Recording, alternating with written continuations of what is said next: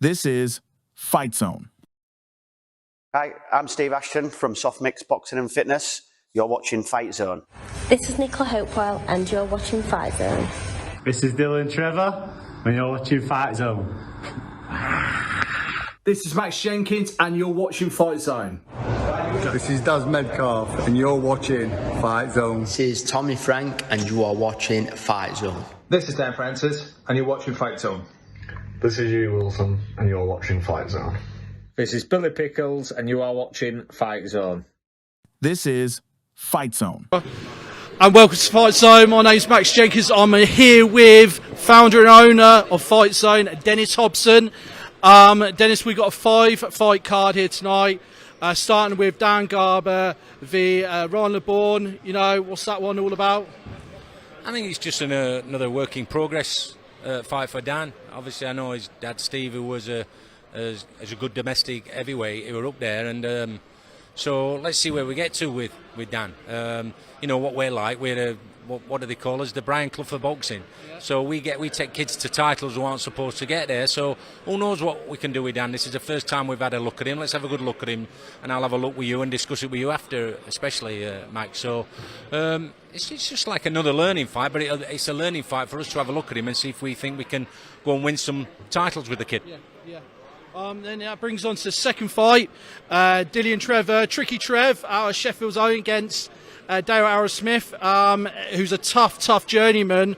And, you know, Dillian's looking to come, and his last fight, he's showing a lot of promise.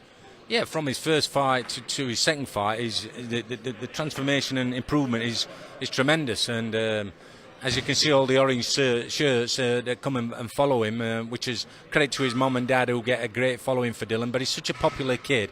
But as regards ability-wise, looking at him, I think he's going to surprise a lot of people. I think we'll win something meaningful with him. And he's got such a fantastic attitude that it'll be a pleasure, and it'll be another one on our CV when we win something meaningful.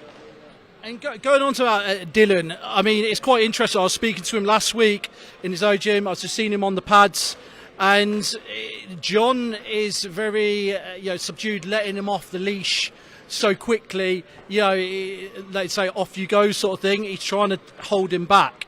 Yeah, but that's John being doing the best job he can, because he's thinking about doing the job for not just Dylan, but for all of us as a team. Fight Academy and Fight Zone and the Titans gym, where he's done an amazing job down there. So, but there's some times where we're going to sit down and I'll say, John, I think we need to step it up. But the last fight, I was a bit wary when that fight started. So, if anything, it was me what was a bit more cagey as regard. But John had done his own work on the kid, and Dylan stepped up a gear, and he brought a bit more out of Dylan, because the kid come to fight and come to win. So sometimes you get journeymen who just want to cover up and get through the 4 or 6 rounds so they can fight again the next week. The kid in his last fight didn't want to do that. He wanted to come and try and win, but Dylan picked him off and almost stopped the kid. So Dylan's shown a lot more in his second fight than he did in the first, and this is the same one tonight. And I'm expecting a little bit more improvement, but he's on his way and he's exciting. He can punch and he can fight, Dylan. And that brings us to number 3, third fight of the card. We've got Scott Welsh's lad, Simon Ibekwe v Will Howe. Both 4-0, a 50-50, 6-rounder heavyweight. Very interesting.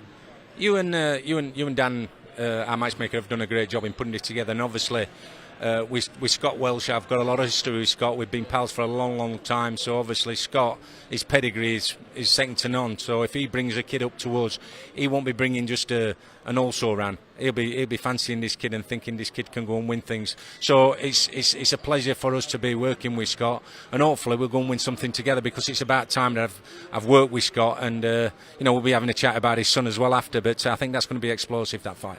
Yeah, it's a 50-50.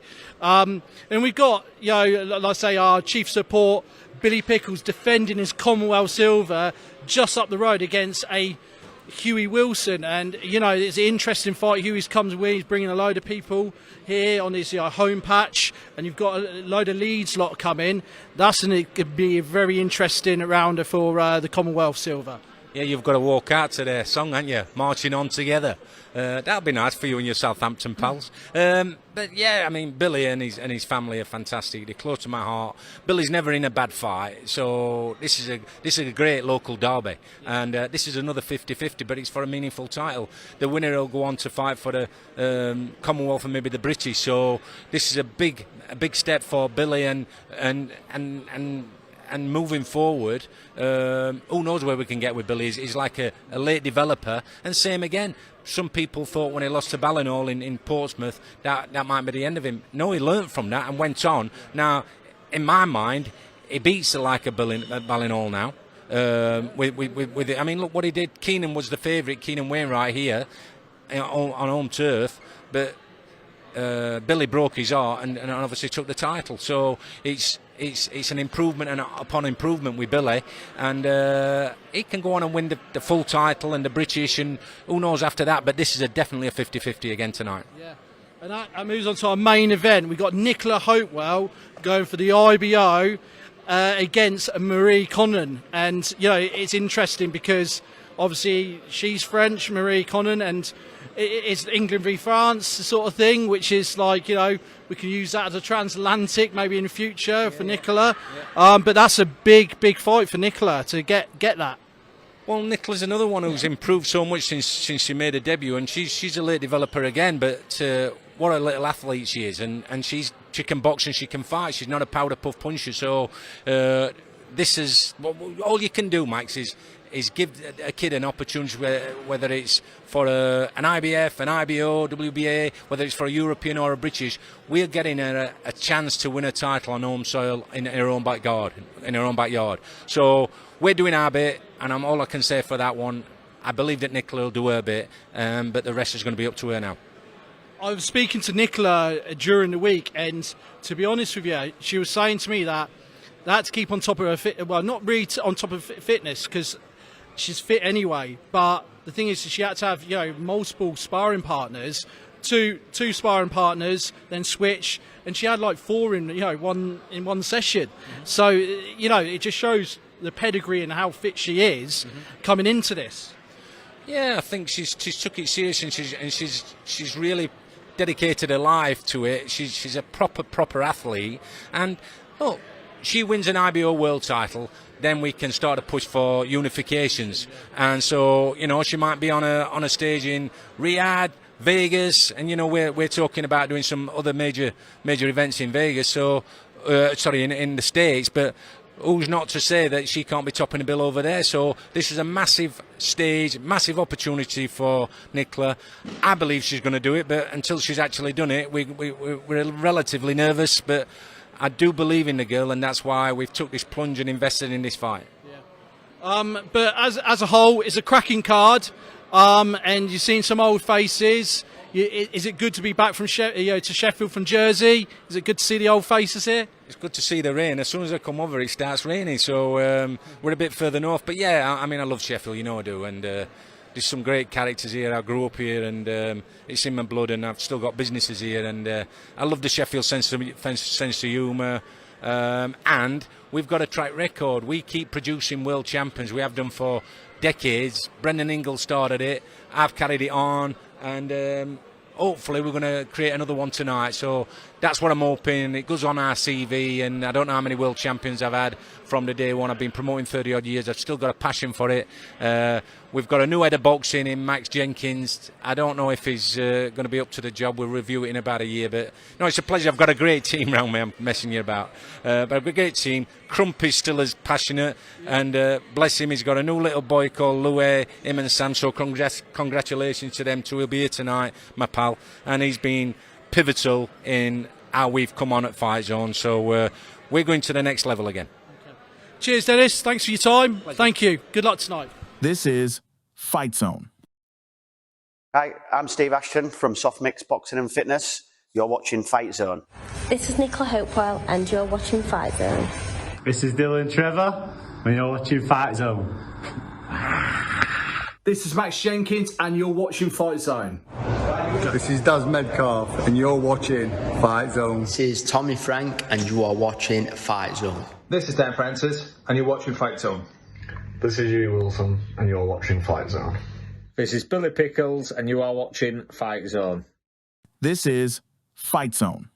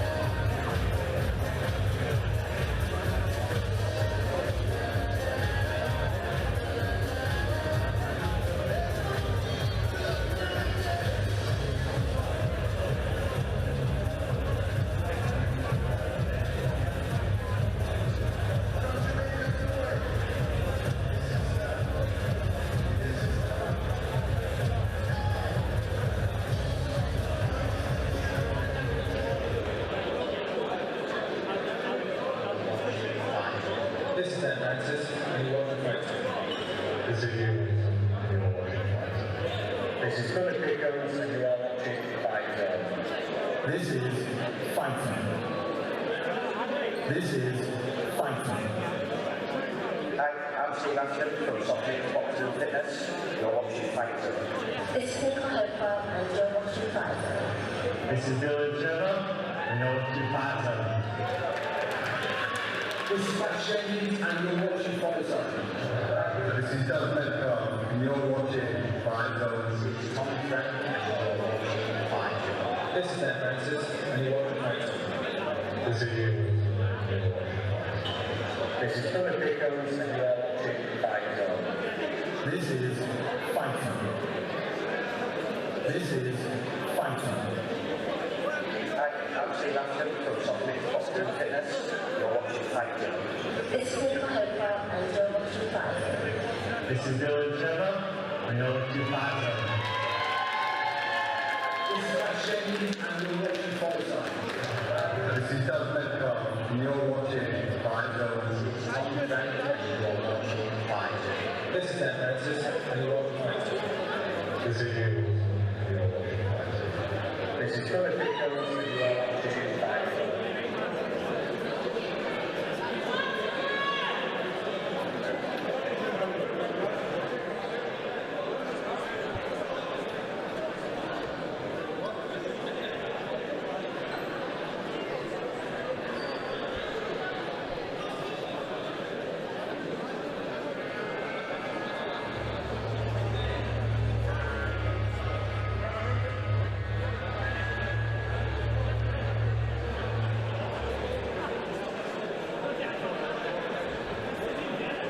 Ladies and gentlemen, welcome to all of our fans here at Skate Central in Sheffield, and all of our viewers joining us live on Fight Zone. Here Fight Academy proudly presents Crown in Steel, an evening of professional world championship boxing. We are now ready to welcome our first contest to the ring, where we have 4 rounds of action in the heavyweight division. Please welcome first to the blue corner, from Bradford, Ryan, the Problem Labourn.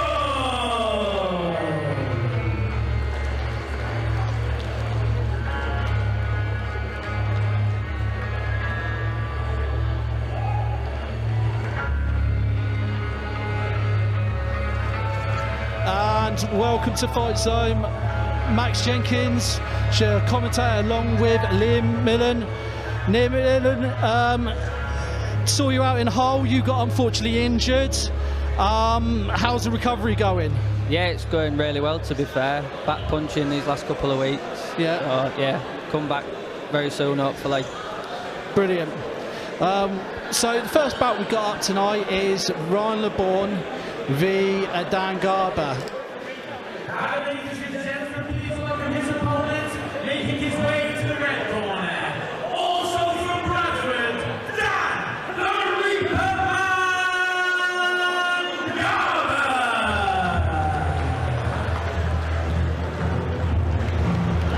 So as we got this interesting 4 3-minute rounds heavyweight contest between Dan Garber v Ryan Labourn.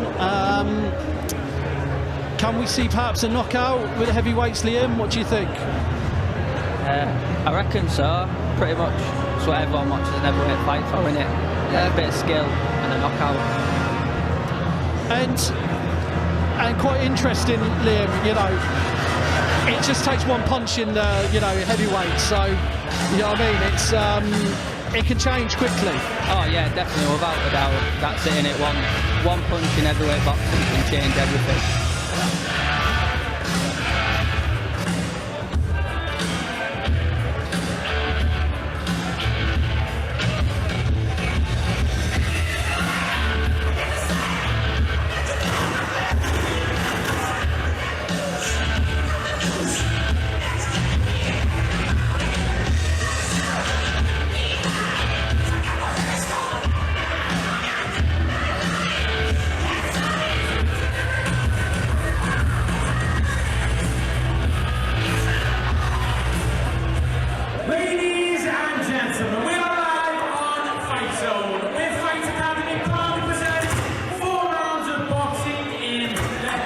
Flyweight division. Our timekeeper at the bell for this contest is Peter Humphrey. Our referee in the ring is Mark Downing. And scoring the contest from ringside is Darren Sargentson.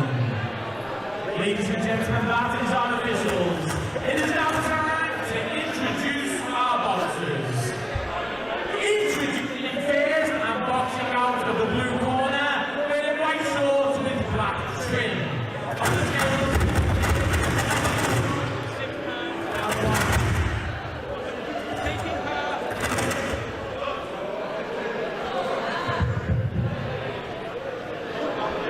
right, ladies and gentlemen, let's get that going again.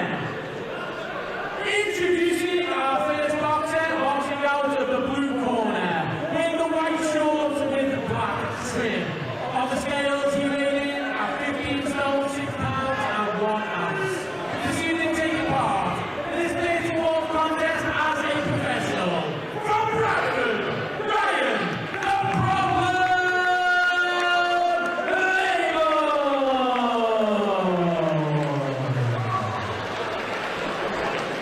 And ladies and gentlemen, please welcome his opponent facing him across the ring and boxing out of the red corner, wearing the black shorts with purple. On the scales, he weighed in at 16 stone, 8 pounds and 2 ounces. He comes to the ring with a record of 9 wins and 6 losses. He has 2 league wins by way of knockout. From Bradford, Dan the Reaperman Garber.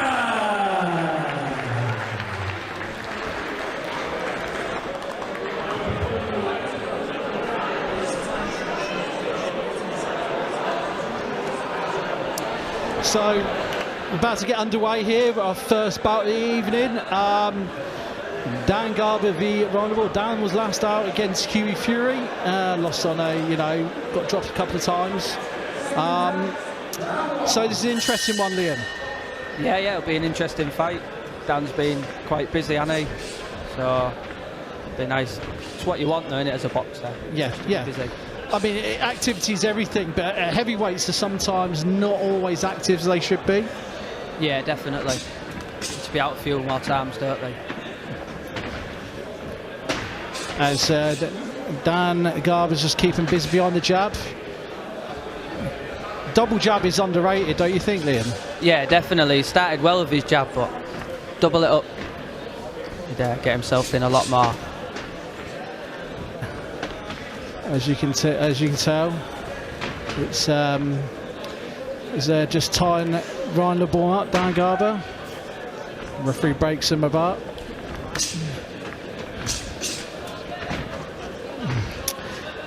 I think just working each other out. No, nothing real stupid here by each fighter. It's quite strange. It's just like two southpaws against each other, isn't it, Liam? Yeah, it is. Yeah, it's nothing worse than a southpaw fighting a southpaw. Like, so I'm a southpaw, it's horrible. Do you find it, you've been southpaw against orthodox, do you find it easy or hard? Oh, so much easier. Yeah. Yeah, definitely. Because you're fighting orthodox all the time, aren't you, pretty much? Yeah. When you fight a southpaw, it's different. You're a different breed, you southpaws. I can't stand it. It takes away your jab when you're an orthodox opponent. Yeah, definitely. So there's a tying up again, Ryan LeBourne and Dan Garber. Referee just says break. There's a jab by Dan Garber. Ryan LeBourne's almost inviting the punches by keeping his lead hand down. Yeah, definitely.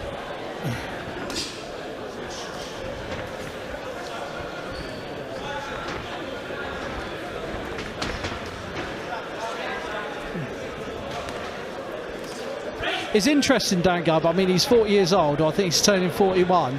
He's no stranger to the game. He's the nephew of Steve Garber, who knocked out John Fury. He comes from good stock, Dan Garber. I mean, I think he's looking just to get in the mix. I think get back in that top 25 bracket. If he could get a knockout here, could that do that, Liam? What do you reckon? I think it'd be a big big statement, wasn't it? To be fair, against Ryan. It's a tricky customer, isn't he? Yeah, definitely tricky, tough kid, isn't he? Not scared. Just seen knocker go, or just heard the knocker go for the 10 seconds. Good round.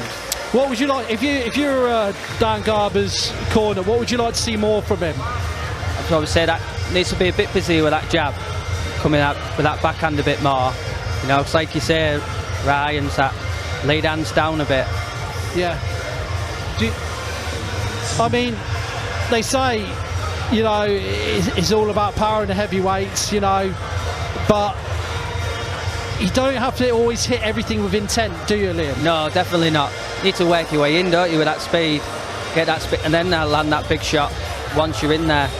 Yeah. And would you agree that the shots that you don't see are the ones that stun you? Yeah, definitely. Yeah. Yeah, without a doubt.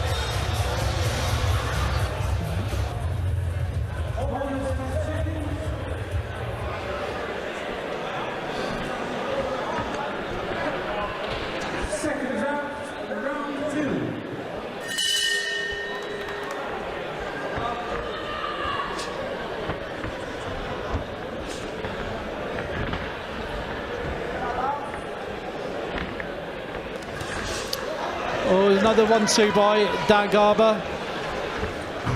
And he's just getting busy on the inside, keeping Ryan on the ropes.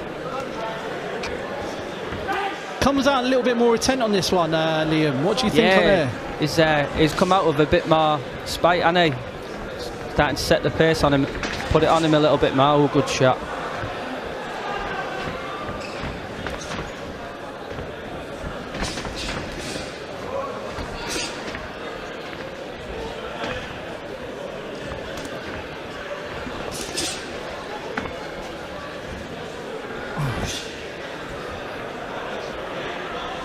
It's always Ryan that likes to invite the punches, see if it's almost like a counter puncher, isn't he? Yeah, perfect example then, wasn't it? Lovely counter.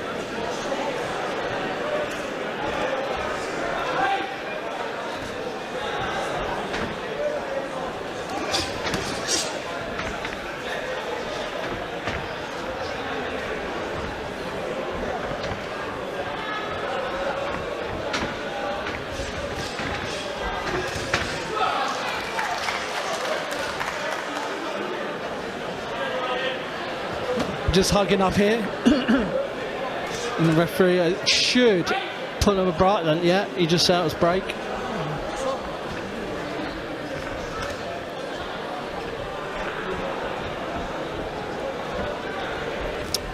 Just slowing down both fighters here. Yeah. I don't know if it's a question of waiting or, you know, what they're doing.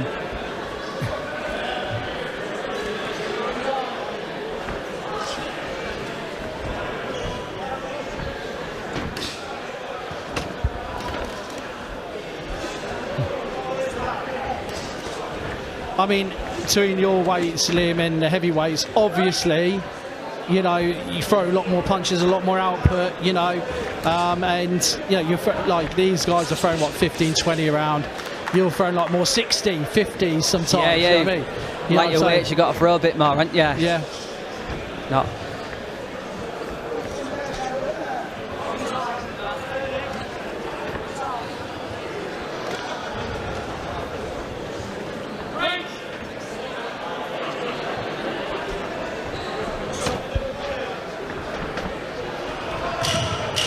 So just hear the clapper go in, and the bell's going to go. Who do you think's got this round, Liam? Oh, I'd say 2-0 to Garber. Yeah, me too. Seems yeah, a bit more of the work rate. That last 10 seconds or so, just slowed it down a little bit.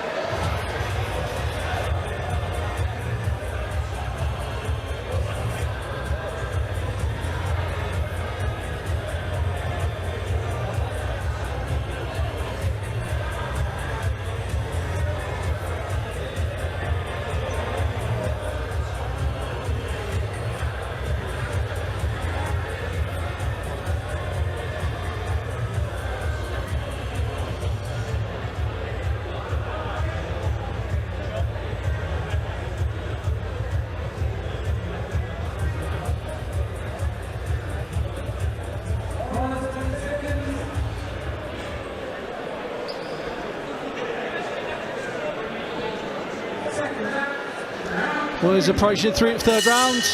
I mean, I've got it as 2-0 to Dan Garber. Ryan's going to have to come a little bit busier instead of being on the defensive, I think, for this round. What do you think, Liam? Yeah, definitely. I think, like you said in that first round, he's just looking to counter, innit? But I think he needs to step on a bit and get a bit busier. Dan Garber's a big lad, isn't he? He's not small, is he? He must be 6'5", probably 6 maybe. Yeah, it's got to be that, I know. Big lad. Just tying up again, 2 fighters. Referee's going to say break in a minute. He must do, yeah.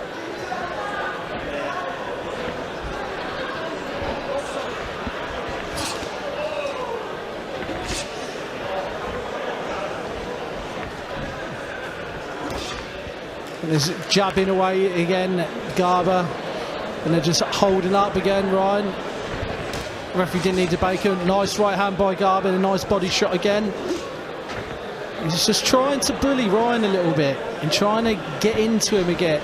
Liam, do you think he should be doing that, opposing the size on Ryan and start, you know, really using that size advantage? Yeah, definitely with his size and weight advantage. Stepping on him a bit more, putting all that weight on him and then making them shots count.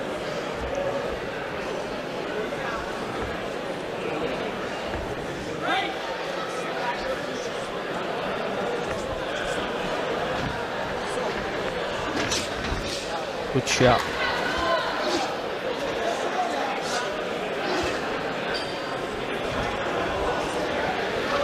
Fighters both come together again.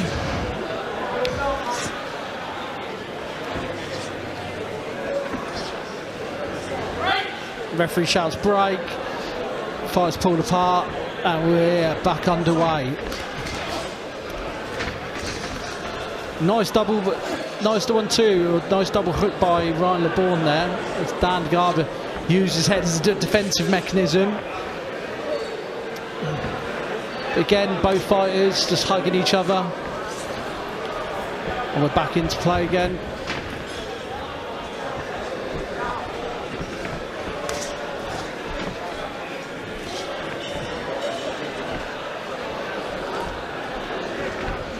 I just feel both fighters are just going through the emotions a little bit. And this is what we get, Liam. You know, we get this where, like, you know, you've got the home side, Dan Garber. And obviously, if he's got rounds in the bank, does he risk it? Does he go for it? Ryan Labourn, the journeyman, he wants to just, you know, turn up.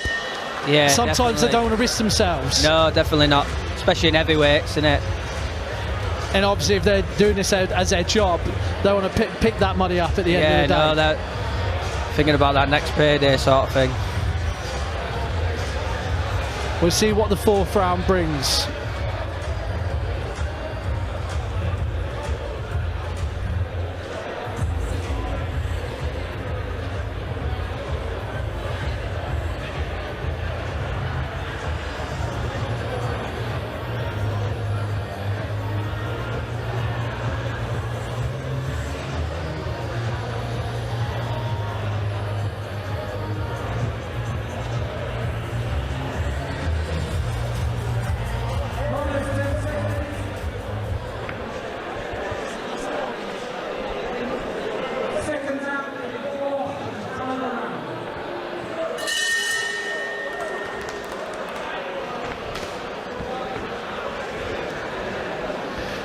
So we've got fourth round, last final rounds. I think, I mean, unless Ryan does anything spectacular, he's got this in the bag.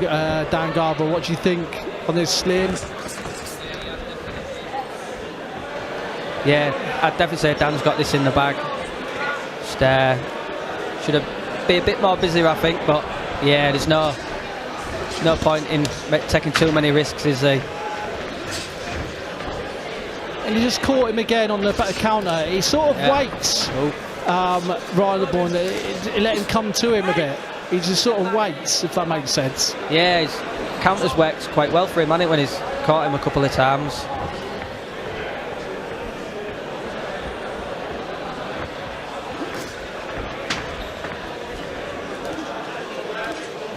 Bit of blood round the nose of Dan there, I think.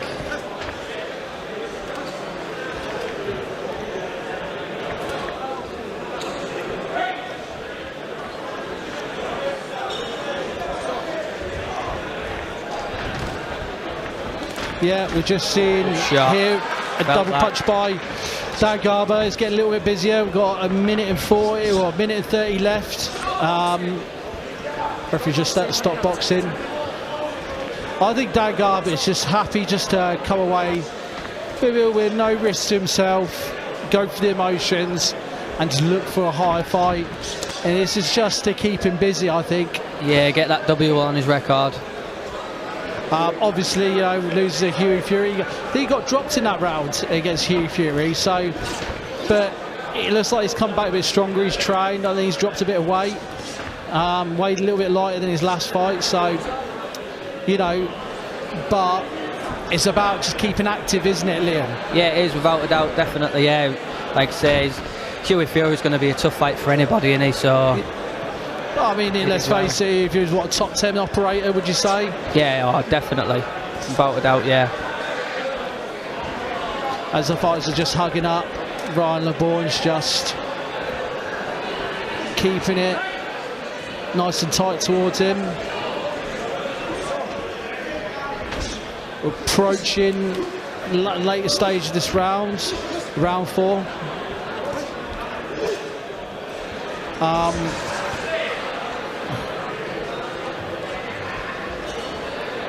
And we're just, as the fight, it's a messy ending here, and the clapper's just gone for the last 10 seconds.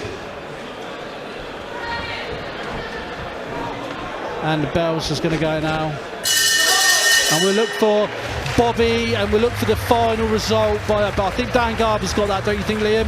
Yeah, definitely 4-0 to Dan, without a doubt. Yeah. We'll look for Bobby's final recollection on this and see the final scores.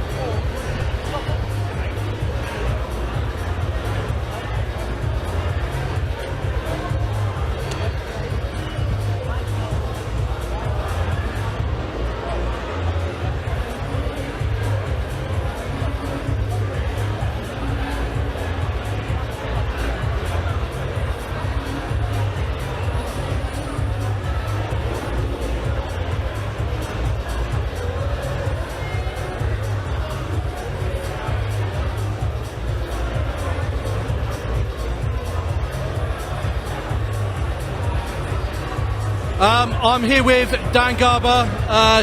Just had 4 3-minute rounds against Ron Labourn. How important was it to get rounds under your belt and get him out there? Because obviously you come off Hughie Fury, you had suffer a loss, which we all know about. Yeah. So how important was it to get that win? Oh, massively important tonight to get the win and get the rounds. Obviously, I boxed Matty Harris 6 weeks ago. 5 weeks prior to that, I boxed Hughie Fury. Obviously, a massive fight. I mean, we heard about this show to get on it. We had 6 different opponents before Ryan had to step in this week. For one thing or another, people pulling out or the board not accepting people.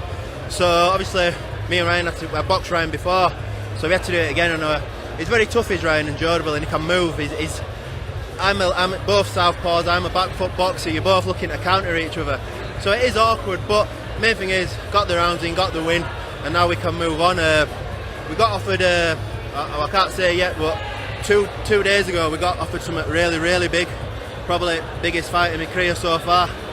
I've accepted it, and we're just waiting on them now. So it was just important to get them rounds tonight. How important is it being like active heavyweight? And activity plays a part on success, etc. I mean, I know my level. I've always said I'm not a journeyman, but I'm kind of a gatekeeper kind of person. I've got a winning record and I'll fight anyone, me. It doesn't matter if it's a day's notice, 2 days notice. If they're paying money, they know I'll step in, and I've proved that. I mean, that's my 6th fight this year. I mean, I boxed Vidal Riley on 24-hour notice. I've been in with Hughie Fury. I've been to Germany to box Pavel Sauer. I've boxed at home in Bradford. Obviously, I've boxed Hughie Fury, Matty Harris. Got this tonight, and hopefully we're back out in 6 weeks again. So I've said I want to box every month, me, and that's the plan. I mean, that's 6 fights now ticked off this year, so we've got another 6 to go. Well, good luck with everything, Dan. I hope everything goes well for you. Cheers, thank you.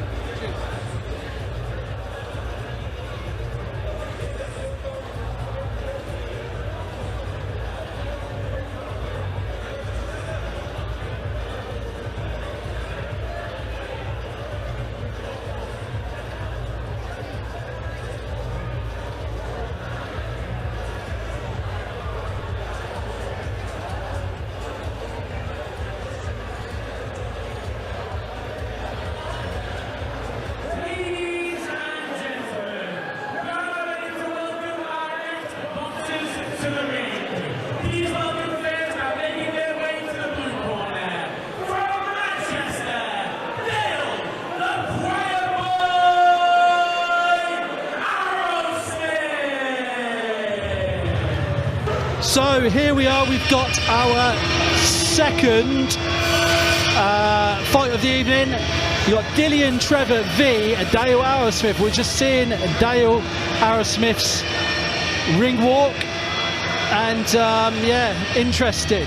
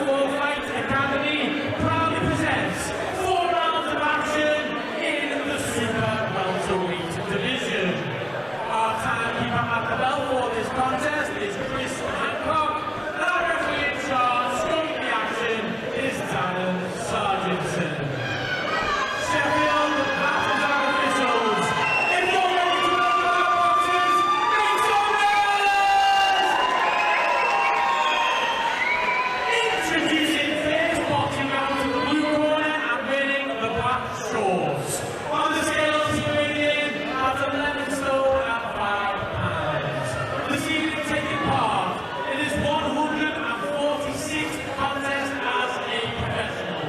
From Manchester, Dale, the Choir Boy,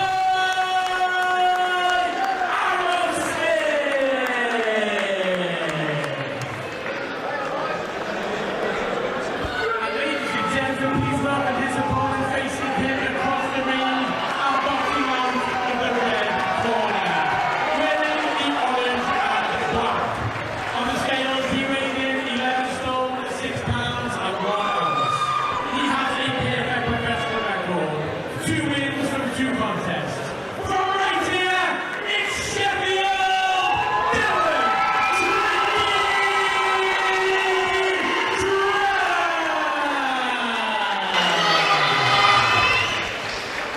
Welcome back to our second bout of the evening. We've got Trevor against Dale Arrowsmith, and 4 round. This is Dillian's third fight. Dale's a tough journeyman, Liam. You know what I mean? He's tough. He's had like over 100 fights. How important is that to game for prospects like this to come through? Oh, it's a big thing in here. This is what you want. Big tests against people like this, because they've been around with everybody, haven't they? So this is what you want when you start stepping up. So yeah, it's be a tough fight for him, but hopefully he comes through.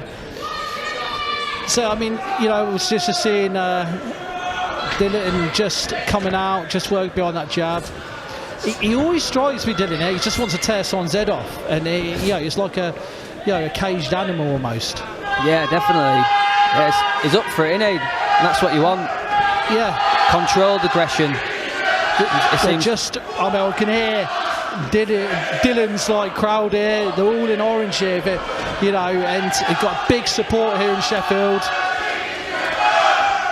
Yeah, it brings an army. Just working out the jab by Dylan. And Dale Smith. I mean, Dale is just such an experienced operator. He doesn't get stopped. I think last time he got stopped was before COVID, you know. Yeah. So that's how good he is. Yeah. Tough. It'll be a tough fight for him then. Yeah. Durable kid. We're just tucking up. Dale's not giving anything much away. But I think it's just Dylan's job to open. When you've got such a durable kid, it's Dylan's job just to. It's a bit low, I thought. Yeah, it was. Yeah, it's Dylan's job just to open them up, get that guard down, you know, find these pockets, isn't Breaking them down, innit? Yeah, definitely. They've seen it all, haven't they? Seen all styles. So you'll need to come up with something new to break them down.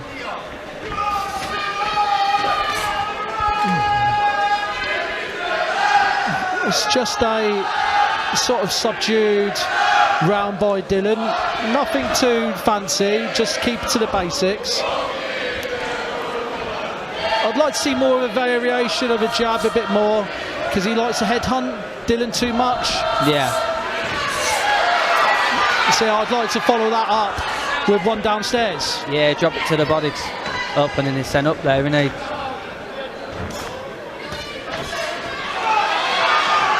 Just keep him busy, Dylan. Good shot.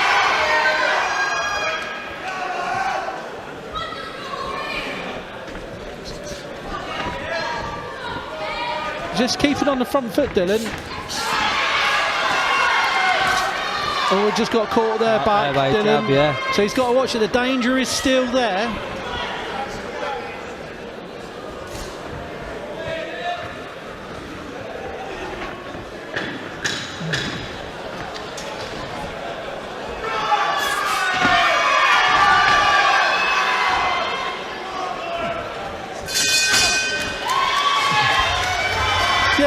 Interesting. Absolutely interesting. So what would you say if you're John Fuchs in Dylan's corner? What would you be saying to Dylan right now? I'd like to go down to the body a bit more, like you said. Yeah. Head hunting a little bit too much, but it's a good round, to be fair. He's done really well, but maybe drop down to the body a little bit more, finish on a body shot. He kept busy and his output was very important. So, and he kept busy. And Dale, he couldn't really throw much back because Dylan was that busy. Yeah, he was. He was very busy, and that's what you want in it, keeping him guessing and keeping him thinking what you're going to throw next. Yeah. Well, we'll see, interestingly, what the second round's going to bring.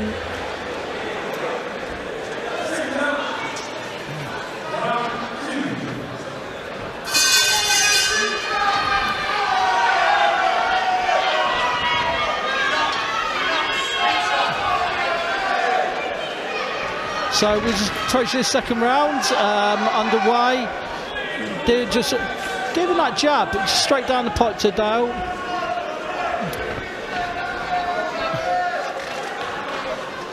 Dale Arrowsmith is not giving too much away, is he? No, he's not. He's keeping tucked up, keeping tight, and But this is what, like I said before in the last round, this is what the prospect's got to do. He's got to work out how to open up that journeyman. Yeah, definitely. Like I say, that he knows all these styles that he's going to come up against, so you've got to come up with something new again, haven't you? Do you know? He's got a lovely jab though, Dylan. Yeah. Good shot. But he's being efficient with his punches as well. He's not just going in, wasting them, the landing, and he's just being, it's just being, it's not wasted. It's not wasteful, No, is it? he's not wasting any shots, no.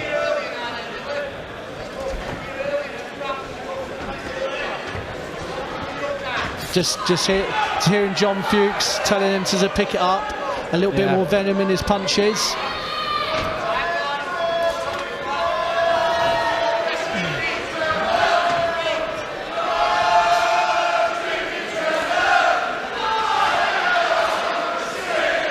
And just hearing Tricky Trev's fans behind us at the comms table, just going for it. Brought an army, hasn't he? We've got a few here for him.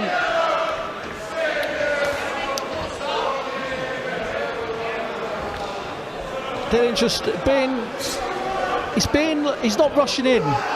You see some prospects, they rush in, they get carried away, he's not doing that. No, he's being controlled in a discipline. Yeah.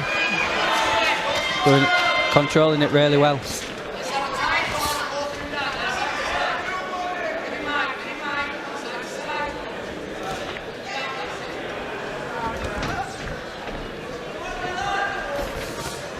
Nice 1-2 by Trevor, Tricky Trev.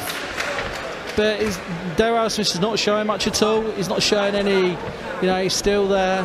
Nothing's hurting him, nothing phasing him.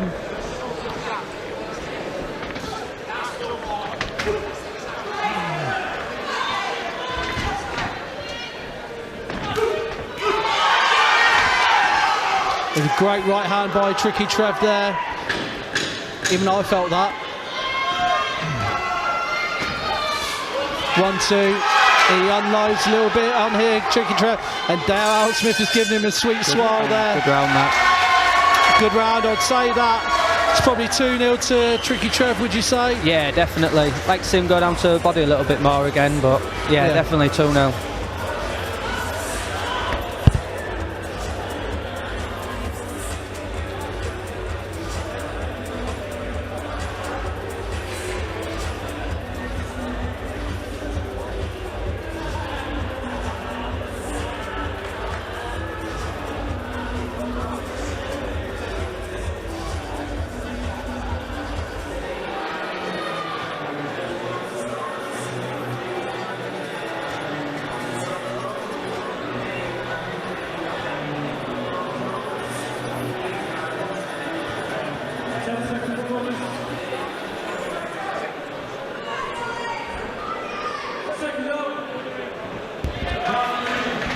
We're just approaching round 3, getting underway.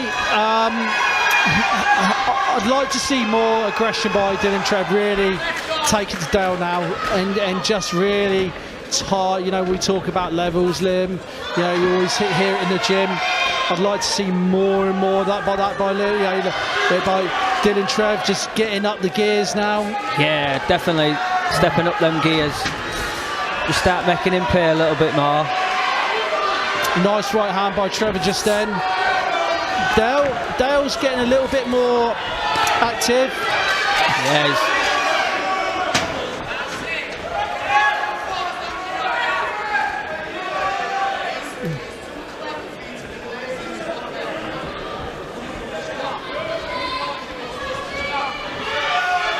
he's always on his toes. Dylan Trev. Oh, nice hook by Dylan Trev.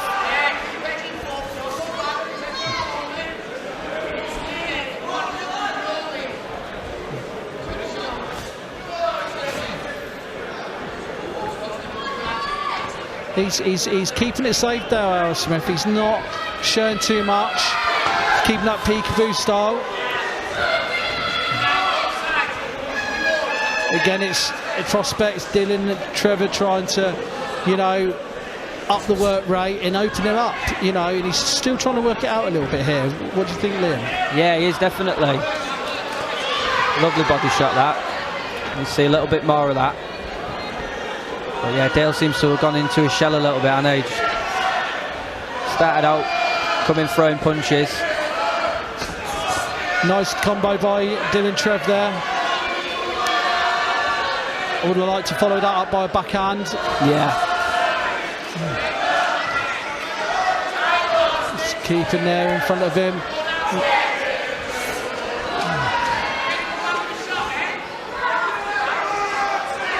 Dylan Trev, nice 1-2 by Dylan Trev. And again, Dylan Trev is really trying here to. It must keeping that peak for a second, must hit him and hurt him on those gloves. Yeah, definitely. Yeah, because he is throwing them in, Dylan Trevor. Yeah, he is without a doubt. Good shot.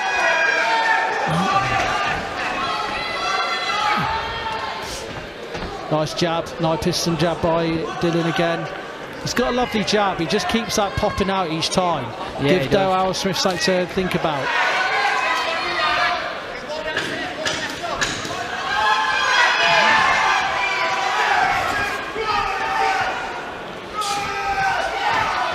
He's not wasteful, is he, Dylan Trev? I've said this before. No. He doesn't get.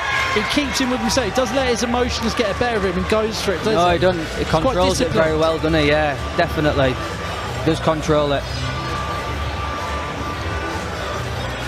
As we see on the replay, Dylan's trying with the uppercut, and he's throwing them in, and he is. And I've seen him on the pads, and I see him sparred in for the first time. He does throw him in. It's against, and people at home, and he says that if they know Dale Arrowsmith, he's a tough journeyman. He's had over 100 fights, so he knows how to survive in there. Yeah, he's a tough kid, isn't he? Can take some shots. Well, we're approaching the last round. I think John Fuchs is spurring Dylan on, and I'd like to see Dylan get a stoppage, but I mean Dale is way too tough for this. Very durable, isn't he? Yeah. I'd be surprised if there's a stoppage here.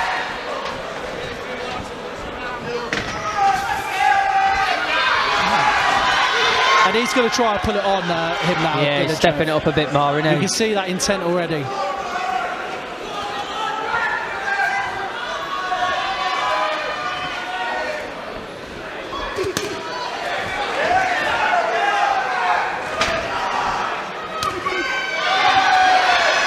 Nice combo by Dylan Trev, and it's good. Dylan Trev's moving off the side, he's pivoting off. It's nice to see that from a prospect. You got to don't forget, folks, he's only 2-0. Yeah, definitely. It's good to see, good movement.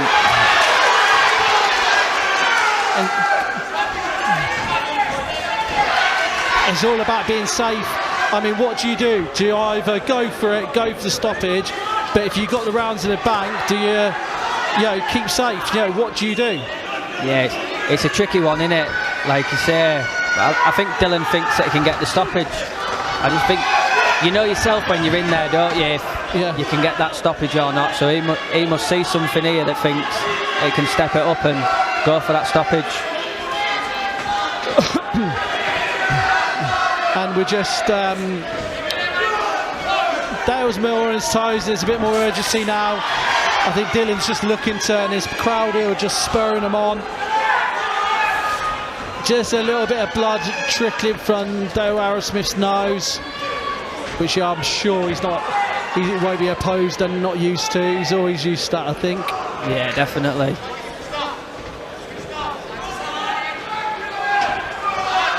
Just keeping there in front of him, Arrowsmith.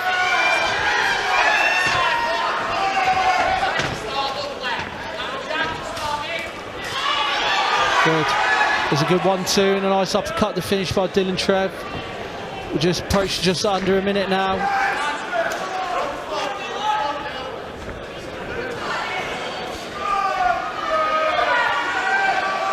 I like to see Dylan just go gear 5 now and go for it.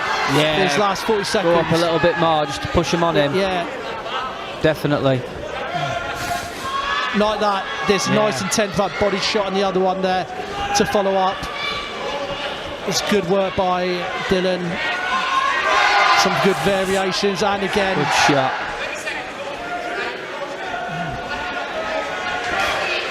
Nice right hand by Dylan Trev again. He just smiles there, Arrowsmith. It's like it doesn't hurt him. Yeah, he loves it, doesn't he?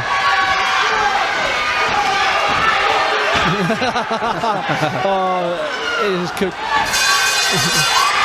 I think Dylan Trev's got this. And very good, well done by Dylan. We'll Great fight. listen to the official verdict by our MC, Robert Blundell.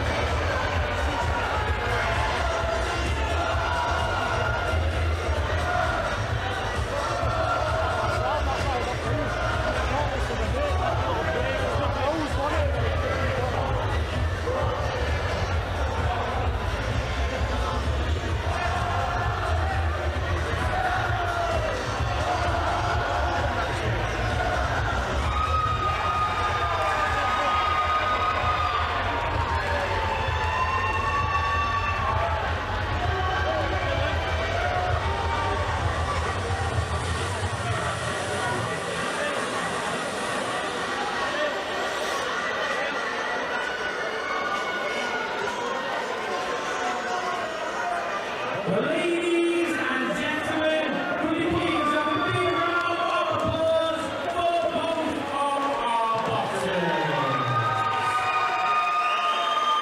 After 4 rounds of action, we go to our referee, Connan Sergeant's scorecard. Which is 40 points to 36. In favour of your winner, still undefeated,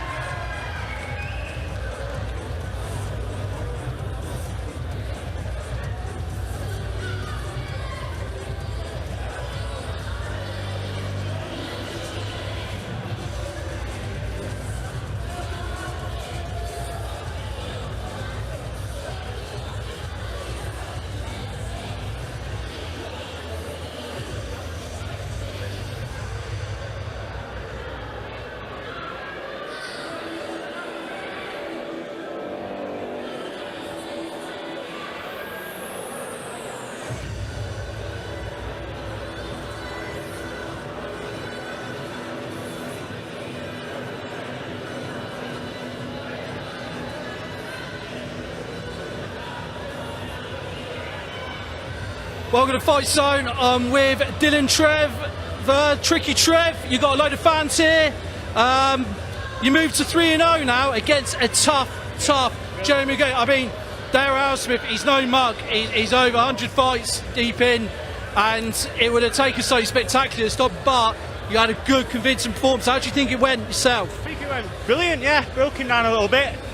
Stayed switched on. It's just another brick in the wall in experience. So step up each time. And yeah, everything went to plan. I felt good. This is my little nephew, Ollie. Watching on TV for the last two. This is his first fight. You loved it, didn't you? Did you love it? Did you love it?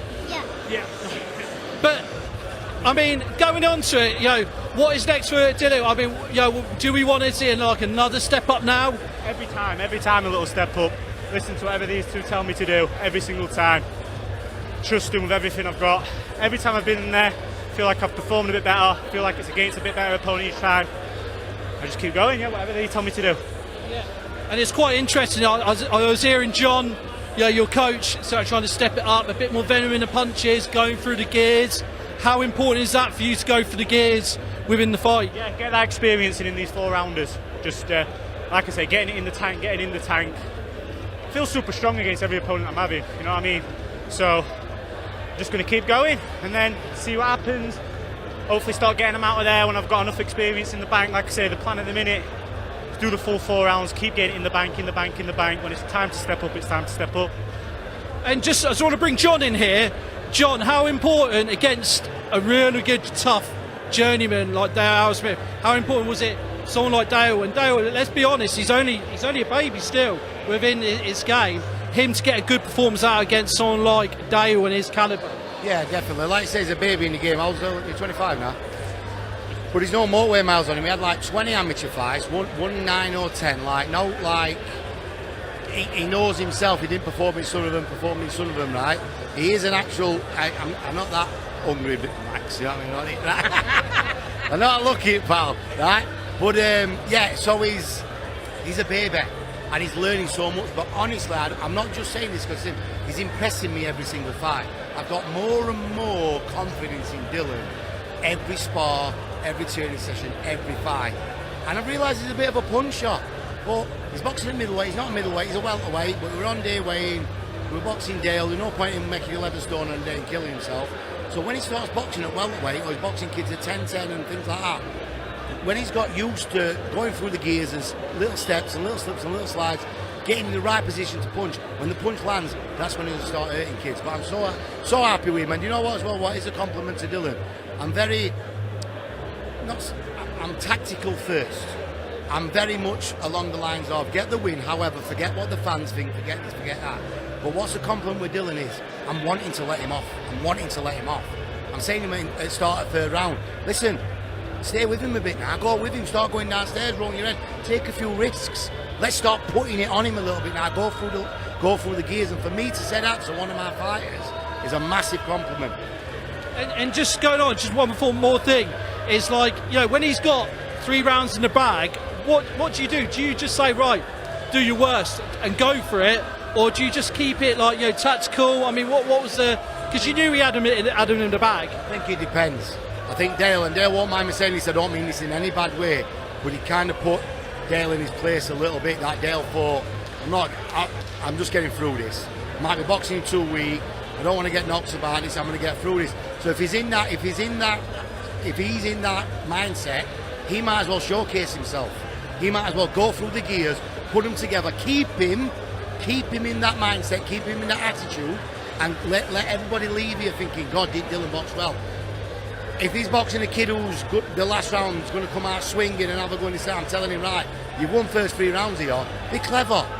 Get through this round, not stupid, don't go through the gears, let's get the win, and we go out. Depends who you're boxing. Also depends what the kid can do. And he's proving to us more and more and more. And it's another credit, like he says he'll listen to us, and I listen to him, and what he does for us, like just letting me say, right, do what you want, but kind of take this, take that.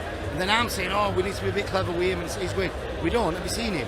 Let him do this and that. And then I'm letting him do it, and that's what's happening. So he's listening to me, I'm listening to him, and then we're meeting in the middle, and it's working. It's a good mix, yeah. I was wondering, just one thing by Dennis. This lad, Dylan, he's a proven weak boy. We've seen it from debut, and he's getting better and better. He's seeing that percentage and what John's doing with him. How far could he do? How far could he go? Do you know what? I had Clint Woods in there, and the one thing that we did when we won a central area, that was a big thing for me. He reminds me of that sort of calibre. I don't know how good Dylan can be. So with his team, and like John's just saying, with his team, with Dylan's team, that's me, John, and everybody else. Because what Fuki's done at our gym is unbelievable. It makes me so proud. I walk in that gym and I could be anywhere in the world. And like he's one of them on the conveyor belt, where we're going to have champion after champion. And he's a credit to him, not just himself, to us. So he represents us. So I promise you, I've took kids to titles with less ability than this kid. Right? What a statement. So what next now, John? What are we looking next, for the next fight? When we're going to look at 6-rounders? I think I don't want to rush it, but I don't want to hold him back too much. You know what I mean? I think another 4 definitely, but maybe a 4 against either another kid who fights in the away corner but has a bit of a go, just to help stepping up a little bit, and that sort of calibre of opponent. But I want him to do welterweight. What I'd like to do for his next one, get him his day before weighing, pay the kid a few extra quid if we have to, get him weighing in day before, 10-9, 10-10, because he's not even in half the nick he could be. Do you know what I mean? And then get him a 4-rounder at welterweight, see what we're looking at, and then we'll talk about maybe either stepping him up the level of opponent at 4-rounder or stepping him up rounds at the same level, if that makes sense. Well, good luck with everything, guys. One more thing. Thank for every single person that bought a ticket, every single person that's watching at home. Honestly, I couldn't do it without you. All the new sponsors I've got, George from Frostbite, Wolf, Avian, all of them that I've added onto the team. I literally couldn't do it without them. So, good luck, guys, and thank you. Well done.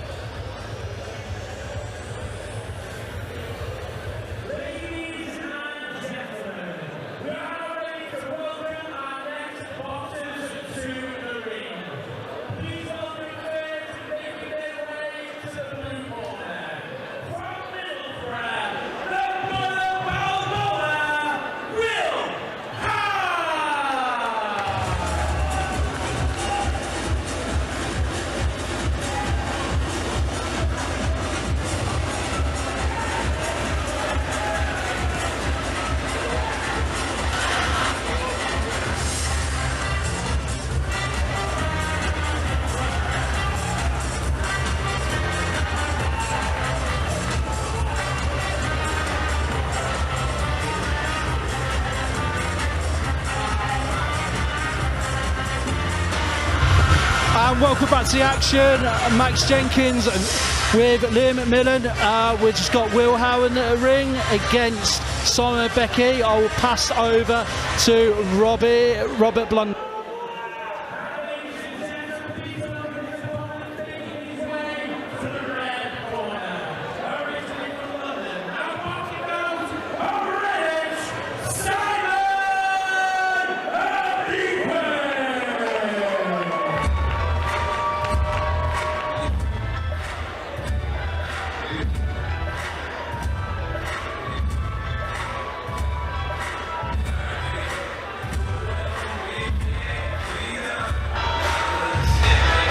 And we have Simon Ibekwe coming to the ring, newly taken on by Scott Welsh, the former British and Commonwealth champion.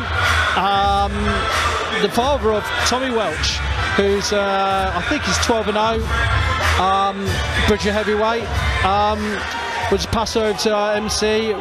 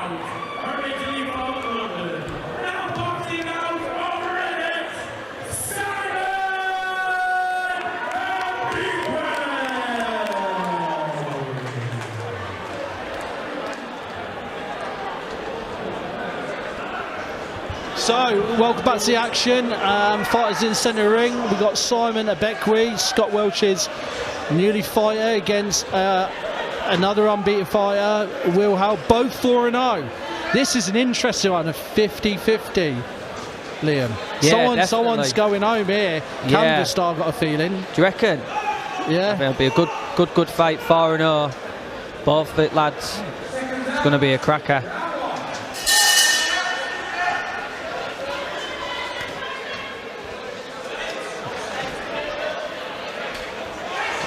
There's a jab by Simon Ibekwe.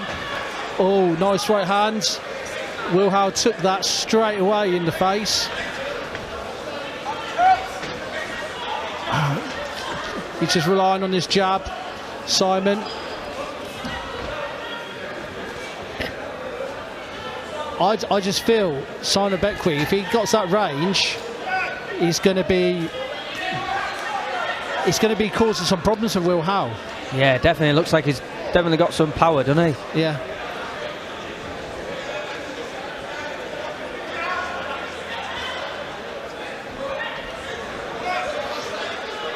There's a nice right hand by Simon Ibekwe. But Will Howe's a tough lad. I've seen him take some right hammers like that. Yeah, like just then. 2 good shots then. They're trying to keep it in the inside, both fighters.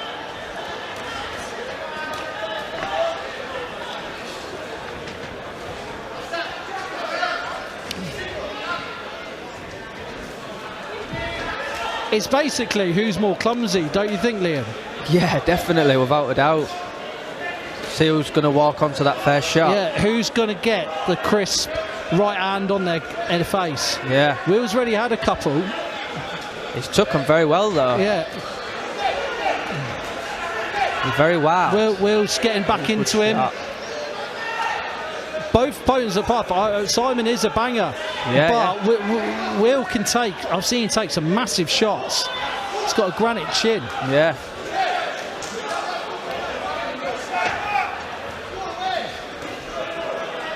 And keeping it on the inside, both fighters. They're just sort of working each other out. They can't get in a rhythm. No, yeah. Definitely trying to work by each other Simon out, again. yeah. And I think Will Howe's just using his weight and just trying to tire him out by keeping up against the ropes. It's quite a good tactic, really. Yeah, definitely. here in top. Scott Welch, just nice hook by Ibekwe and a nice pivot off. Nice jab again. He's just keeping there, trying to keep Will Howe at distance, but Will Howe's giving a reply.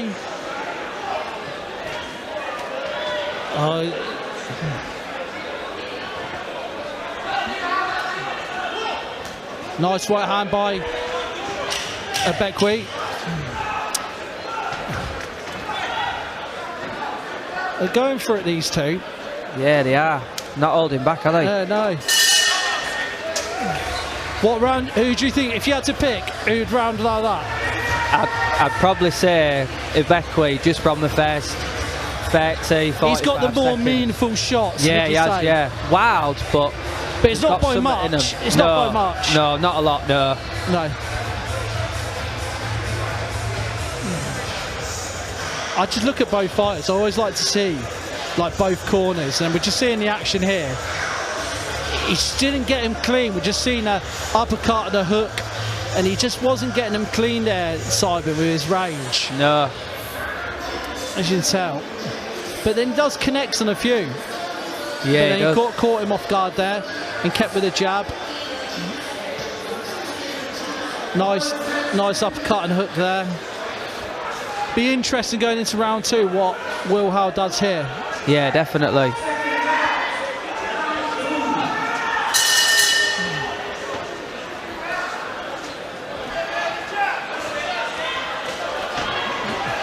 Good shot.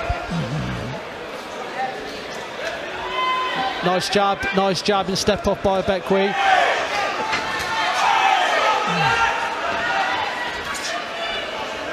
Ibekwe, he's got some fists behind him. He's just, when he gets that, finds that 2 foot away from Howe, he lands him, but Howe just ties him up. Yeah, he does. There is some power in his shots, isn't there? Referee splits him up. Not so, but every time he throws that hook at Ibekwe, he always lands back of his head at the moment. Yeah. Quite wild with it, isn't he? Yeah, it's almost wild swinging.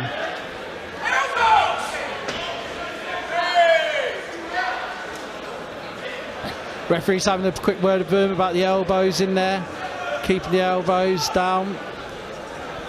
Referee giving both fighters a quick telling off.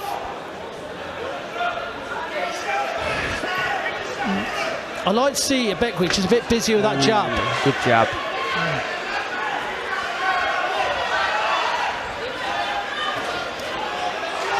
I feel the fight, as it goes on, I feel Howe gets a better chance. Yeah, definitely. Because of the type of fight it is, he's tying him up. Nice shot by Ibekwe. Good shots. It's about who's fitter, I think, as well. Yeah, definitely. Now, people are going to criticise Will Howe, the sort of shape he's coming. He's no mug. He's a good amateur, no mug, and a very good fighter. And he's at that stage of his career where he's going to take anything now. Yeah, without a doubt. But again, like I say, nice hook by Ibekwe, back of the head. Oh, good nice shot. Double shot. He took that really well, Will Howe, and he keeps coming forward and taps his chest. Let's go. There we go. Now Ibekwe's using the rope advantage.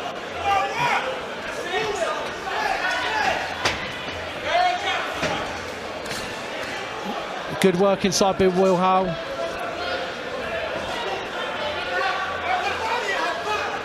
It keeps the jab's always there for Ibekwe if he uses it, I feel. Yeah, he's a bit busier, he could score off it. Nice shot again, and again by Ibekwe. Will's covering up well though. He's doing well to not take the full force of them shots. It depends who wants it. Yeah, it does.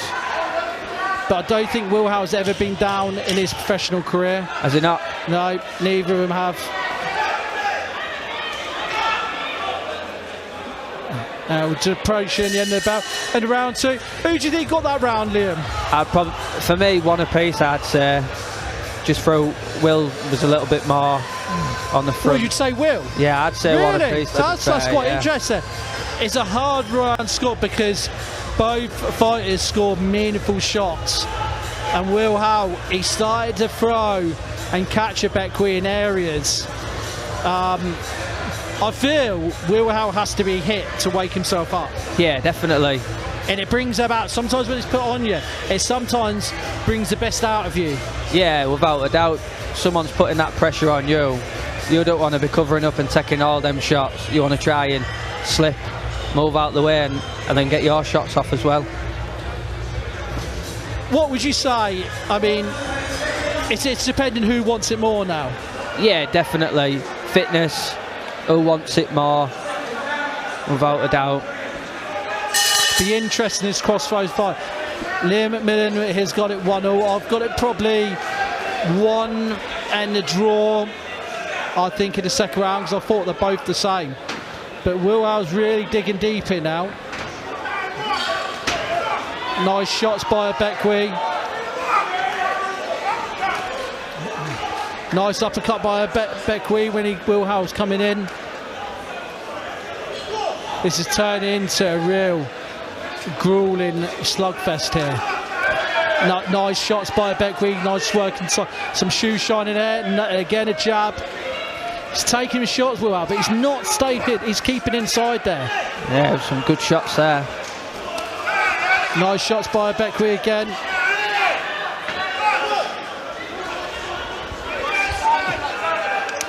I feel Will Howe is tiring a tad bit.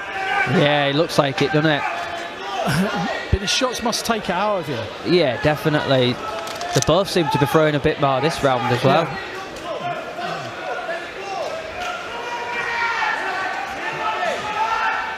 Nice working inside by Ibekwe, and again, nice shots. Good jab. Oh. I feel Ibekwe's getting on top here. He's starting to take it to Will Howe a little bit. Yeah, sort of upped his gears a little bit, hasn't he, now? Yeah, Ibekwe's being a little bit more busier.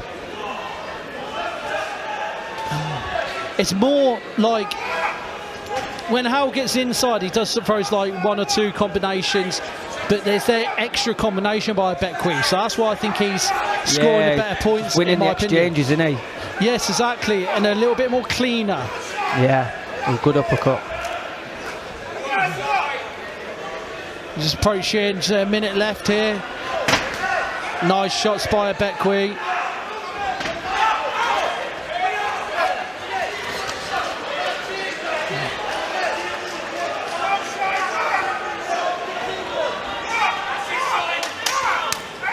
Nice shot by Ibekwe again, body shot. I even heard that at ringside here. Good shot, that.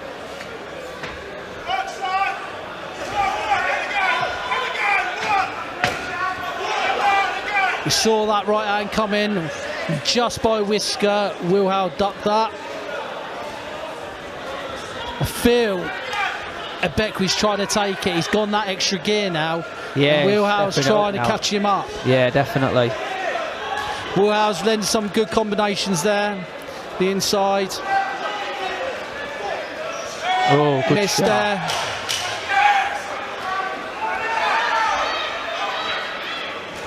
Nice shots by Ibekwe. Some of the cleaner work's been going for Ibekwe here. How would you say that round is too? Definitely Ibekwe, 2-1. He looks like he stepped it up that gear, didn't he? Yeah, he stepped that gear up, hasn't he?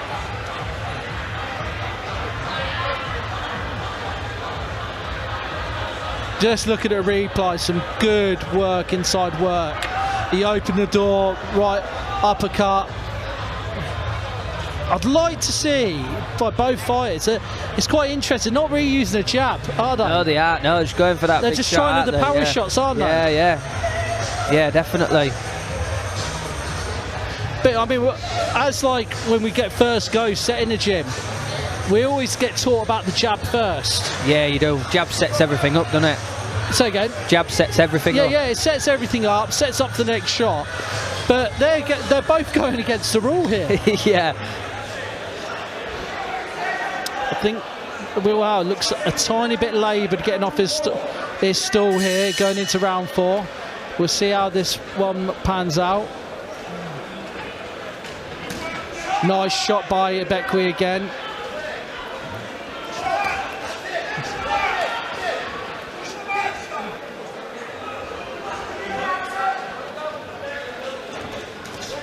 Nice shot by both fighters. A trade in here, but nice shot by Ibekwe about that exchange. And again, as Will Howe tries to tie up Ibekwe. Both lads are definitely showing how much they want it, aren't they? Yeah, they are. I feel once he's at that mid-range thing, Ibekwe has the advantage, but on the inside, Will Howe starts doing a little bit more work. Yeah. And he just needs to use his size a little bit more. Yeah, he does.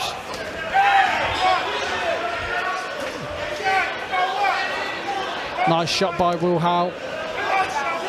Nice bump, shoulder bump by Simon Ibekwe. Bumped him off there, but yeah, that was good. You see that did he? Yeah. You see that in training, but you never see that in fights. No, you don't. Very clever.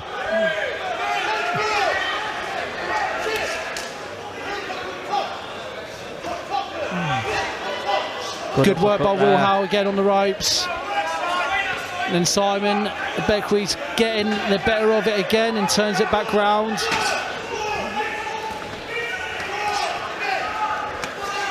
Nice shots by Howe. He's keeping Ibekwe on the ropes. It's a good round for Will, this. Yeah, there is. There's a little bit more output by Will Howe here. Yeah. Nice shoulder bump by Ibekwe, just seen that again. He just wants that range, doesn't he? Yeah, he does. Keeps that, it's just like half his yard back. Yeah. Now there's some exchange by Will Howe. Will's digging him in there, isn't he? Referee being telling Will Howe to keep him up.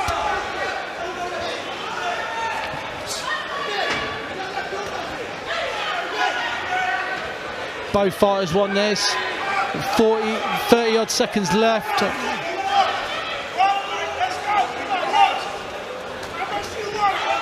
Nice shot by Ibekwe.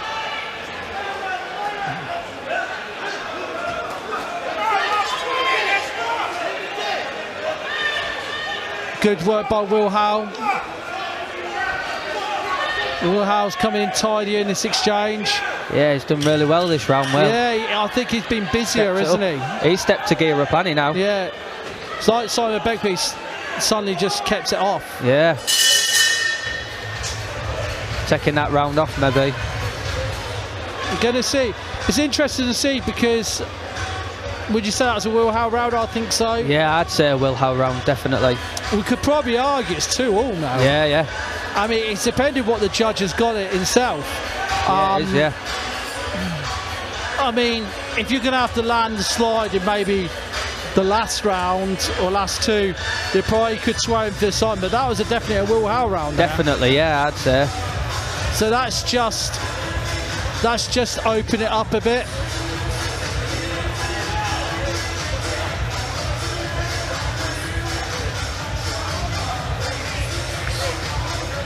I'd just like to look at both corners and just see who's breathing harder.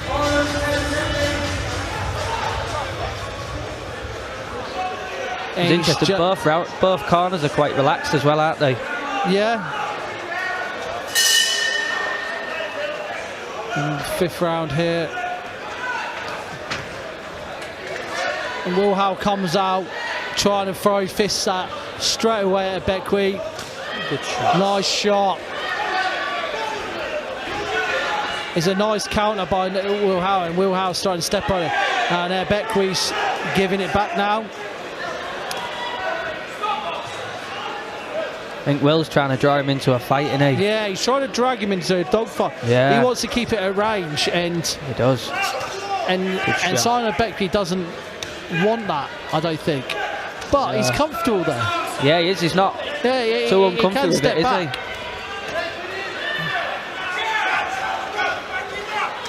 Good shot. 1-2 by Will Howe.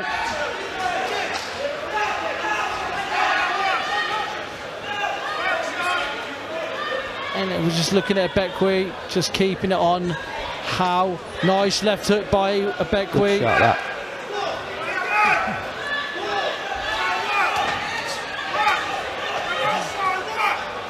keeping it up close by Ibekwe.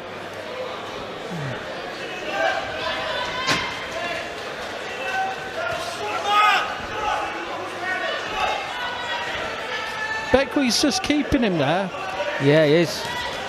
Nice double shot and a reply by Ibekwe there. It's about who wants it more here. Definitely now. This is where the heart and desire comes in now, these rounds.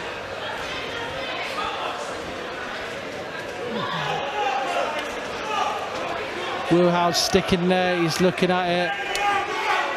And push away by, nice shot by Ibekwe.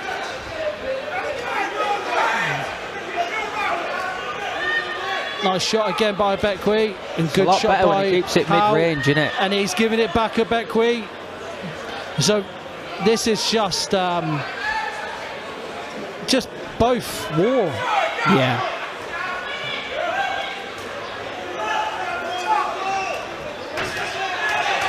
I just feel he's got to stop with that overhand right Ibekwe now. Yeah, it's getting too predictable.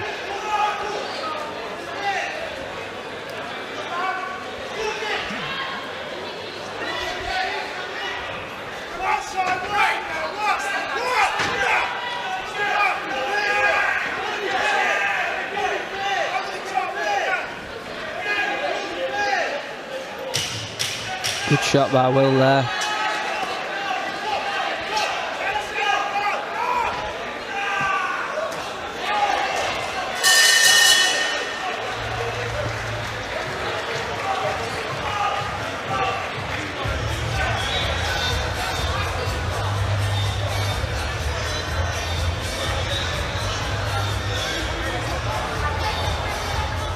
So it's good shots by, who would you say has got that round, Liam?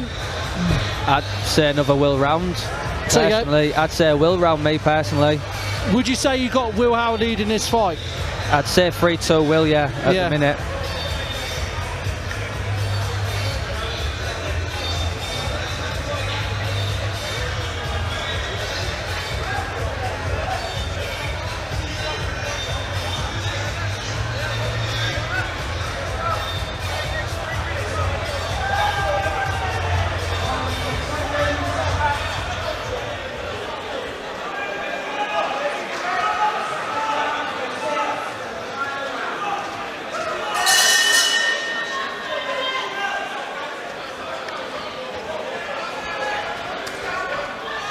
So his last round. Good shot.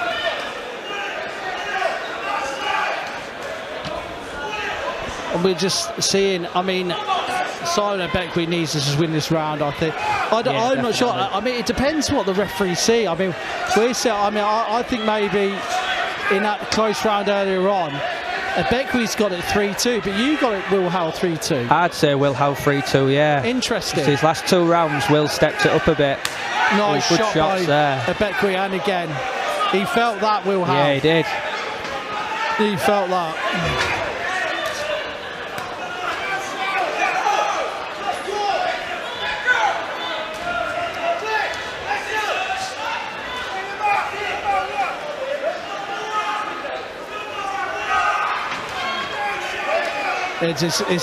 This is good showing by both heavyweights here. It's a great fight.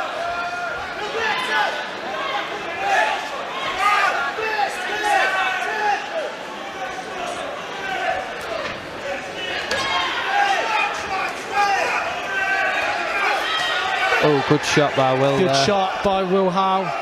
Will Howe's keeping in there, but now he's getting busier by Ibekwe. Ibekwe did really well there. Showing a little bit more by Ibekwe. Nice shot by Ibekwe. Referee's just telling off Scott Welch's corner. Banging on the canvas. I don't think Scott Welch cares anyway. Yeah, passion in it.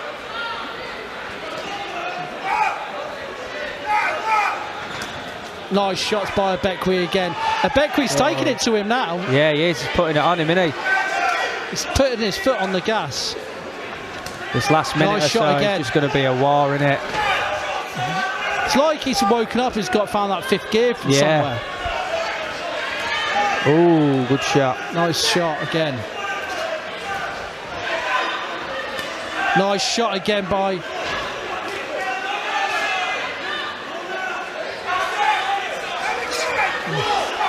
Oh, there's about 40 odd seconds left.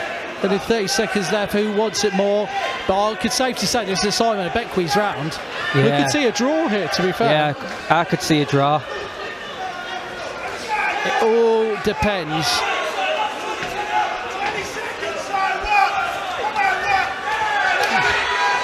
That's good shots by Ibekwe.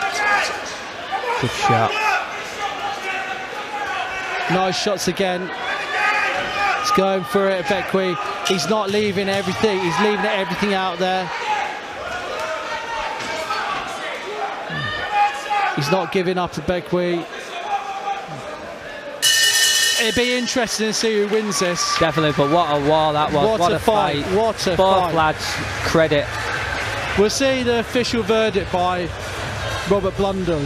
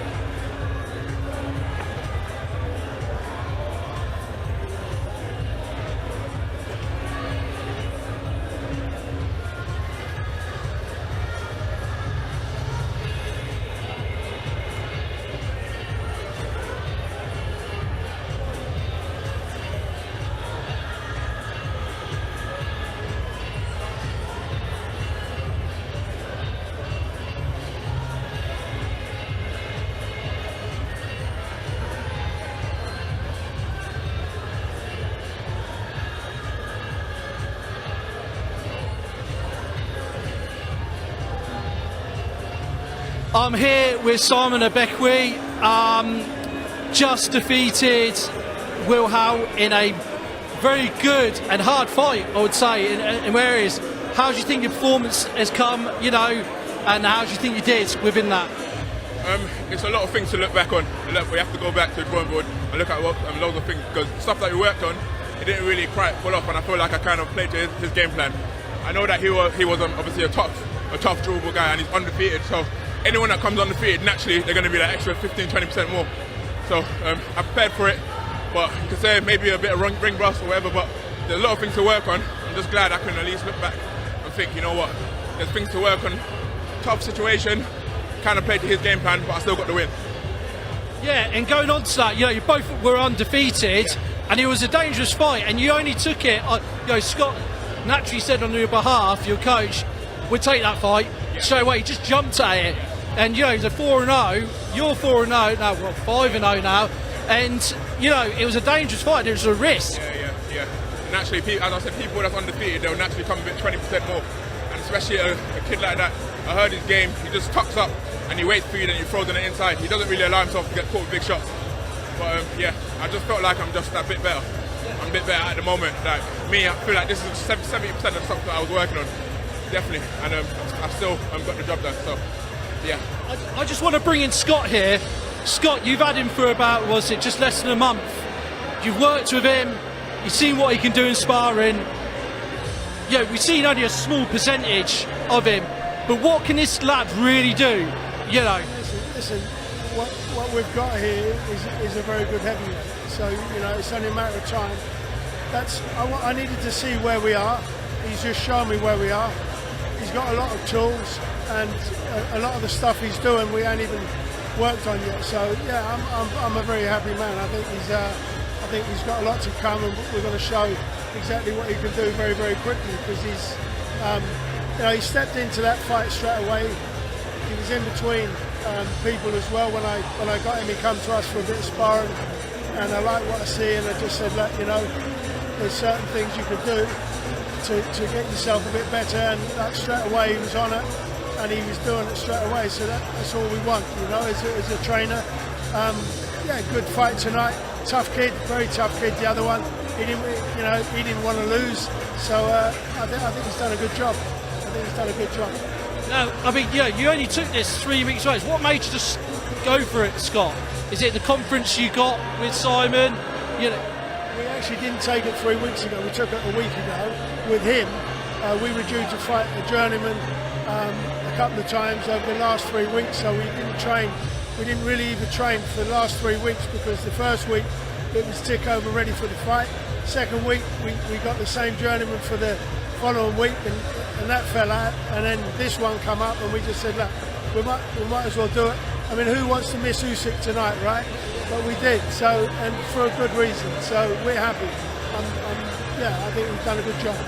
What's next for Simon? Are you gonna step it up again, or He's out again in a month, so we'll get him out again early September, so just over a month, but get him out in September, and hopefully get him another 4 fights before Christmas. So.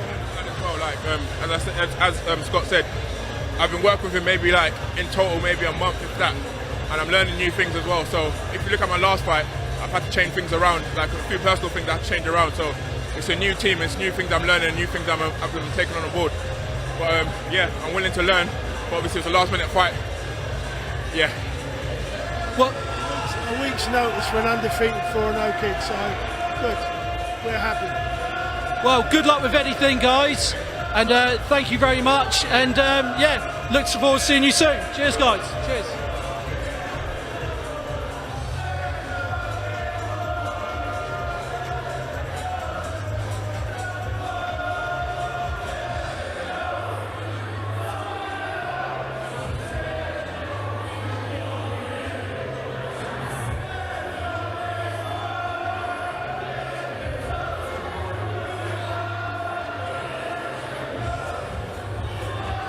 Ladies and gentlemen,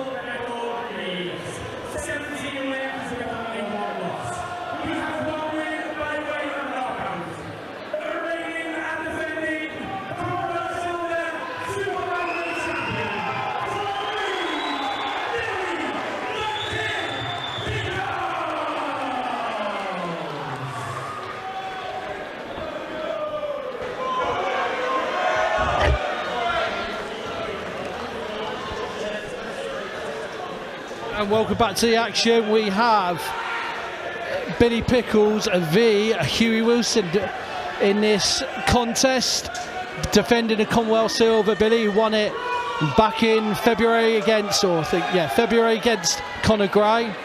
And Hughie Wilson, both got big crowds here.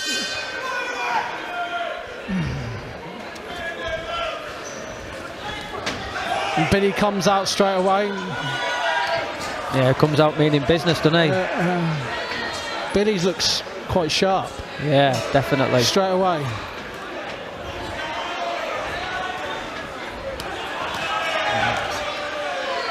Just straight away on him, isn't he, Billy? Yeah, he is. Looking to make a statement, isn't he? Yeah.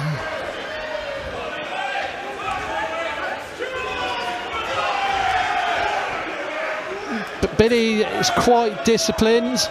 I mean, fantastic fighter. But Hughie's no slouch. He's got long leads and big for the weight. Very big. Yeah, he's big.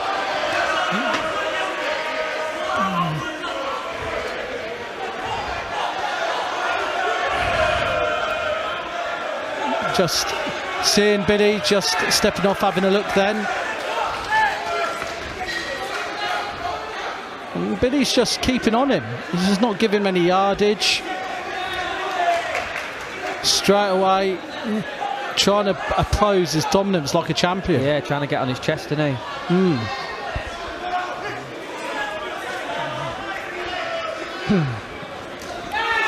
Nice shot by Hughie Wilson.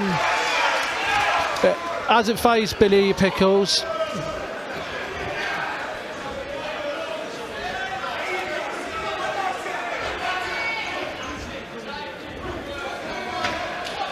Nice shots by Billy. Billy's definitely made more of a workload in this first round. Yeah, he has. And he just had a slip there, Billy, I thought. Yeah, they're both going out this first round, aren't they? Yeah. No feeling out. Nice hook by Billy on a counter. Just under a minute left. But he doesn't want to be on the end of those long relievers, Billy Pickles. No, he doesn't. Oh, that's a good shot. Felt that. Nice shot by Billy. Billy's just toying with him by looks of things. We've got just under 30 seconds left. So far, a good strong round by Pickles. Yeah, definitely. Just working each other out. Nice shot by Billy where he just jinked away.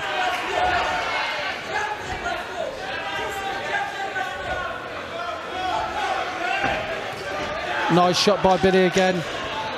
Hughie's just waiting for him to come in and try to drag him in. Trying to counter, isn't he? Yeah. So it's a good opening round, interesting round. They're all working each other out. But Billy was definitely the more lively one there. Yeah, definitely. It was a good first round for both fighters, but definitely say 1-0 Billy. Yeah. Interesting. Billy's looking, obviously, for, I think this is his 19th fight, 17-1. His only defeat came against Luke Sparrow for the English title in Portsmouth, which he sadly lost, I believe, in the 8th round. Yeah. But since then he's lost and he's gone strength to strength.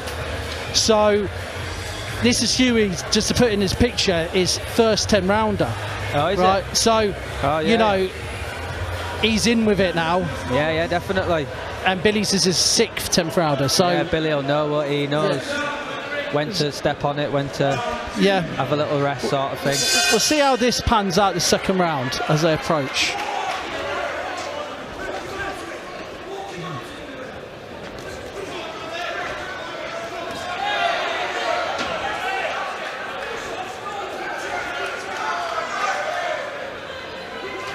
Oh, good shot there. Nice shot by Billy, but a good counter by Hughie Wilson.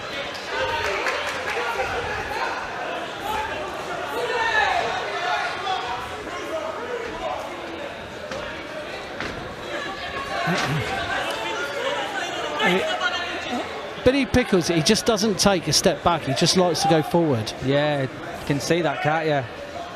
Just wants to get in and have a little scrap. Yeah. And I feel Hughie, when he's in that mid-range, he's fine.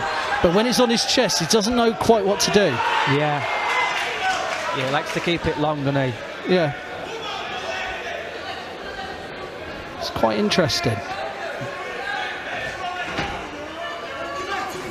Good shot there.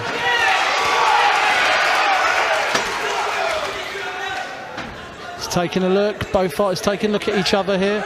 They stand ground. Good shot.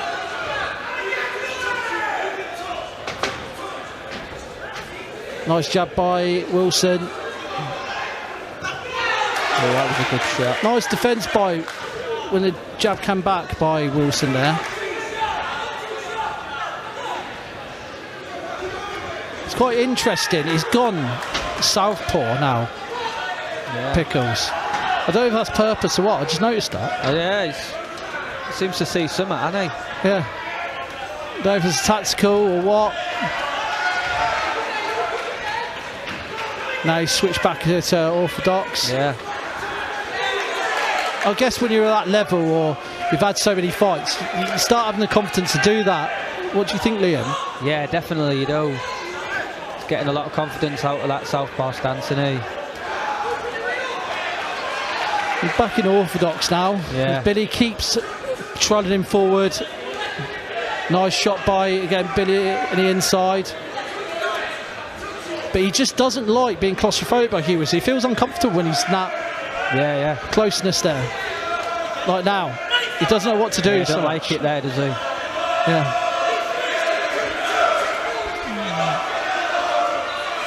Bit of bruising on Billy's eye there, it looked. Yeah, he's careful. He's got to be careful with it.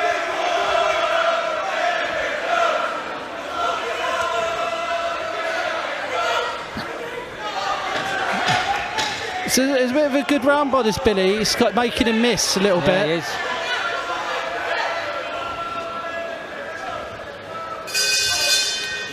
It's a very convincing round by Pickles again, I think. Would you say that? I'd say 2-0 Pickles, definitely. Yeah. What would you say to Hughie Wilson? What would you be saying to him now if you had to, if you're his coach? I'd just tell him to keep it long. You know, he's got them long arms. Keep it long, and he seems to be dropping down to that body a lot, doesn't he? It's a good shot when it lands. It's a good shot, but I think he needs to set it up with that jab. Keep it long a bit. Yeah, I think.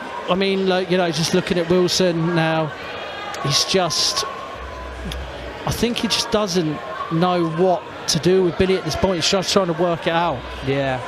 And just looking at Pickens' corner, they got his number, sort of thing. So it's more that Wilson needs to do something to change it now. Otherwise, it's just going to keep picking up rounds, Pickles. Yeah. Then we want to change it.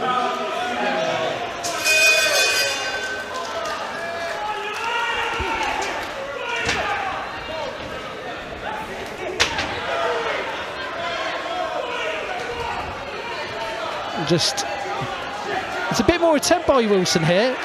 Yeah, there is. Both come out this round, haven't they? Yeah. But I did say Wilson will get success in this fight at some point. Yeah.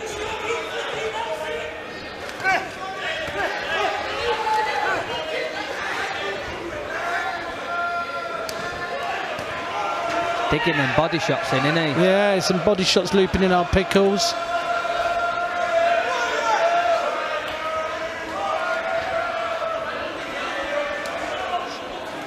And just looking at Billy, he's just tucking up tight.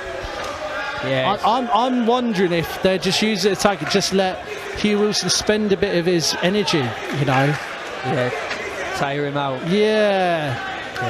Like you say, it's first 10 rounds in it, so. Yeah, as Pickles keeps coming forward, trying to make Wilson work. Yeah. It's working.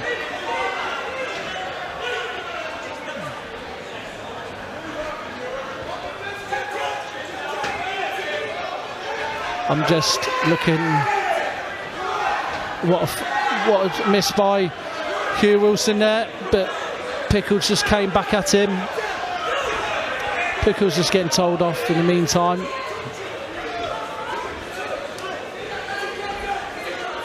it's just with Pickles, you just know what you're going to get, because he keeps going forward, staying on his chest all night, and that's where he loves it. And that's what he's doing right now to Hugh Wilson, trying to open him up. Pressure fighter, yes. Shot. Controlled as well, innit? That's it. And he's just looked at the referee then, Wilson, who a bit subdued. Complaining, wasn't he? Yeah, complaining with something.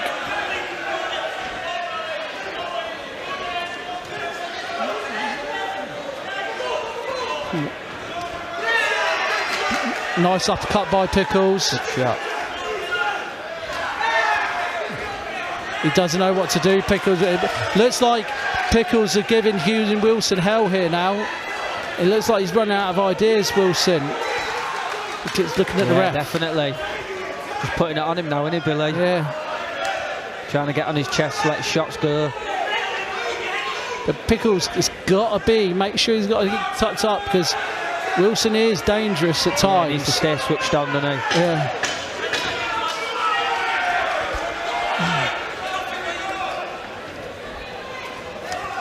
Nice shots by Wilson again.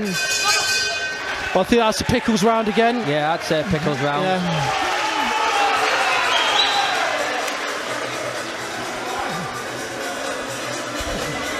Billy Pickles just chanting and waves his hands at the crowd.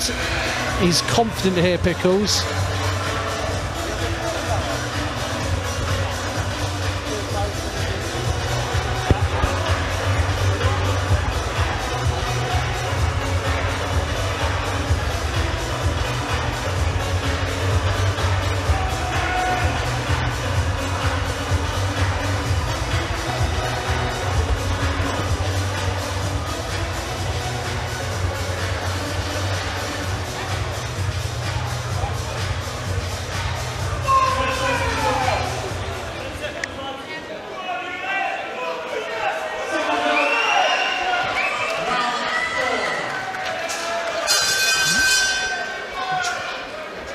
He's approaching with round 4, and Billy's looking just as coming out. Oh, that was a good making shot. Wilson fight and taking it to Wilson.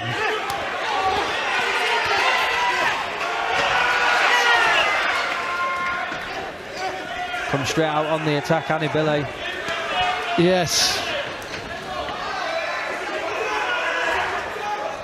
And this is good work by Billy Pickles. He just got caught by right hand there, though. So he's still dangerous, Wilson. Yeah, he is.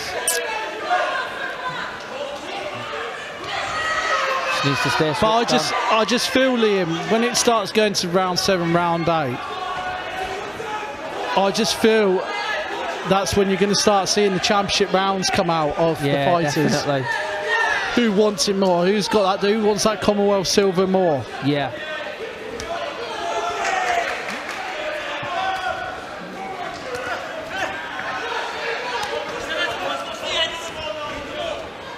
Good work by Pickles. There's a little bit more of a busy round by Wilson here. Yeah, he seems to wanting to pick it up a bit more, hasn't he? Trying to go with Pickles now.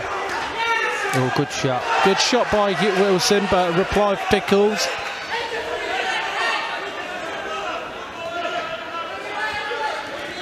Nice shot by Pickles. He's keeping on the shoe shot, but Wilson will reply.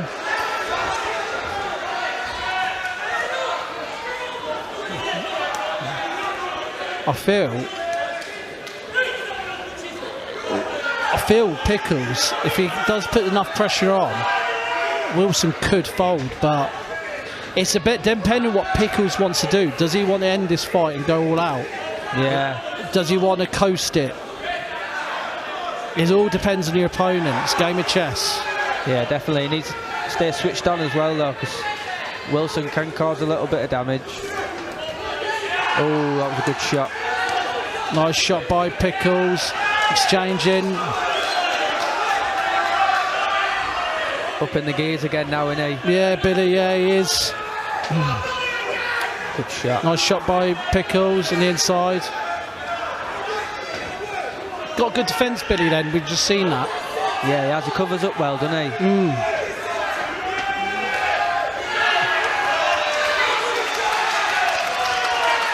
See Pickles just keep it on his chest all night.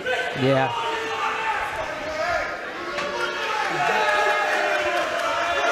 Keeping that little hand down low.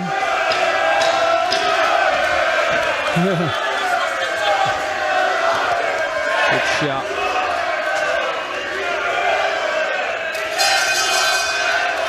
Another good So, round. I mean, if you had to pick Liam, what was that round again? I'd say Pickles again, definitely, yeah.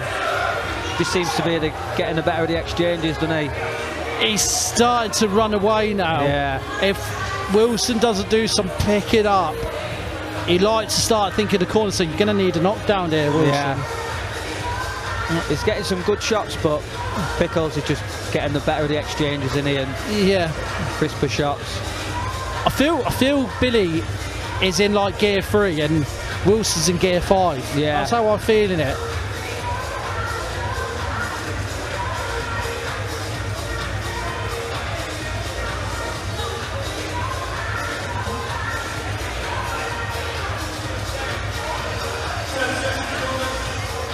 It's been interesting to see what happens now. I mean,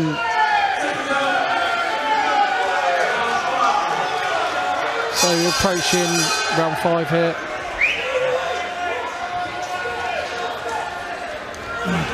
Hugh Wilson's got to do something desperate measures here. Yeah. But Pickles has to be wary of it because he's going to get some leather thrown at him.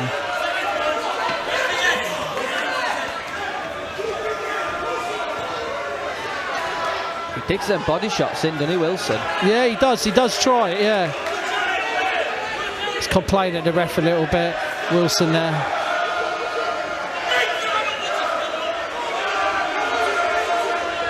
Just getting reminded by that elbow to Wilson, referee.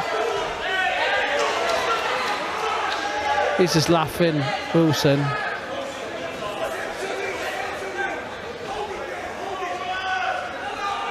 But Billy's just nice shot by Wilson in the body again.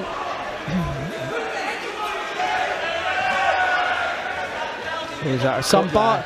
Where's that blood coming from? Is that from his eye? I think. Is it from his eye? I think that was a head clash, maybe. Yeah, I think so.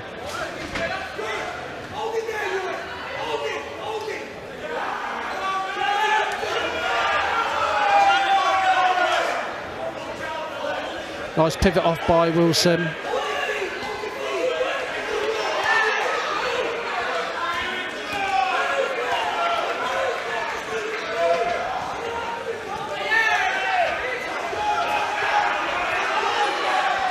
Just Billy's doing some shoe shining here, just keeping him on the inside, keeping him. And what I like about Billy is ring craft's quite good. Cuts off the ring quite well. Yeah, he does. He's not letting Hughie get much space, is he? Yeah, and he just keeps, he's pressurising him. Yeah, and it's annoying when someone's in front of you and keep pressurising you. Yeah, yeah. Makes you work even harder, doesn't it?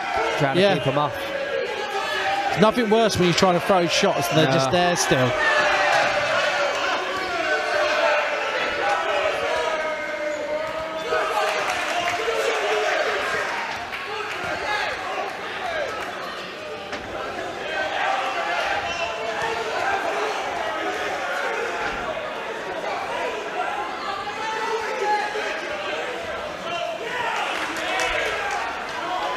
Right, there's some blood coming down from Hughie Wilson's nose, or eye, I think it is. Yeah, I think so.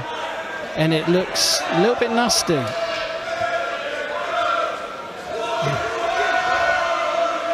Billy Pickles is just laying off.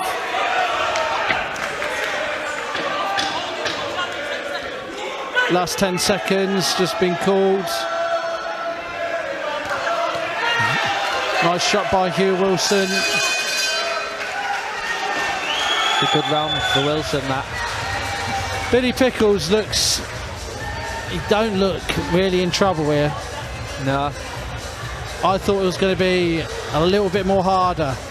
I thought it was going to come over some adversity here, Pickles. Yeah. And he might even get... He even canvassed. But we haven't seen that so far. Would you see... No. A bit of a one-sided performance here. There's not much trouble for him, is there? Look, we're just seeing a replay. I mean, look, let's be honest. Some of the rounds have been closer than others, but Billy's always done more of the work and better work. Yeah, definitely. You know, but Wilson hasn't been convincing. He's only been convincing his shots here and there. No.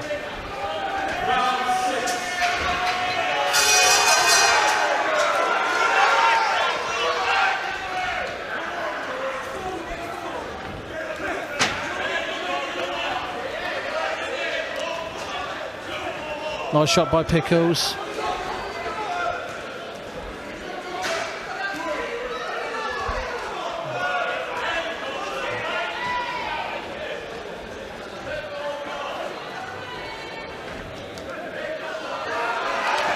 Oh, good shot by Pickles there.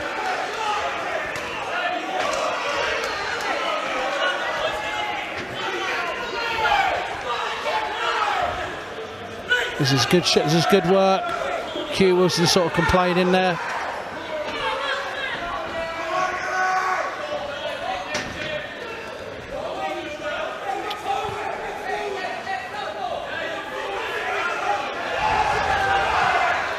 This is good work by Billy. Billy's just, I feel, close. He's not getting any, and he's complaining to the ref, Hugh Wilson.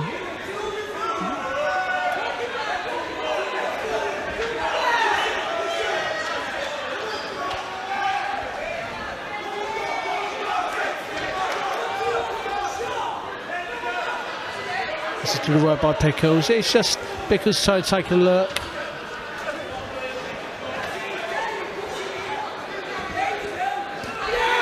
Good shot by Wilson there.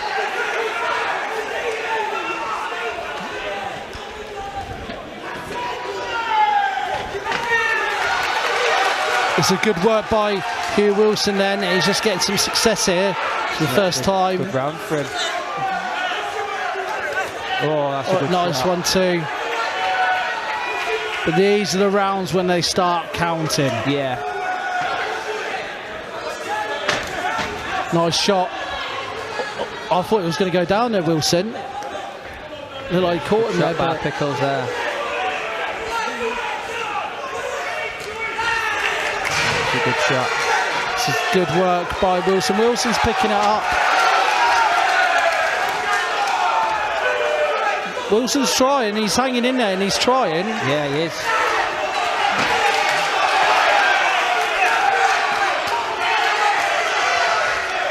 I think that bit of blood seemed to woke him up, hasn't it? Yes, that blood. But he's still going for it, Wilson. So Yeah, you've got to give credit where credit's due here. Definitely.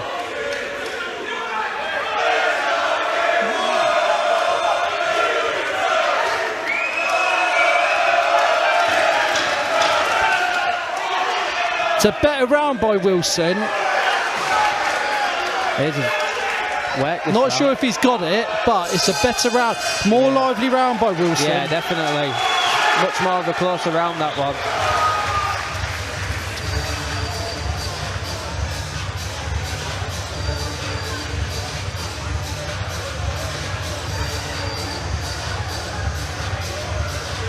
Just looking at the replay of it.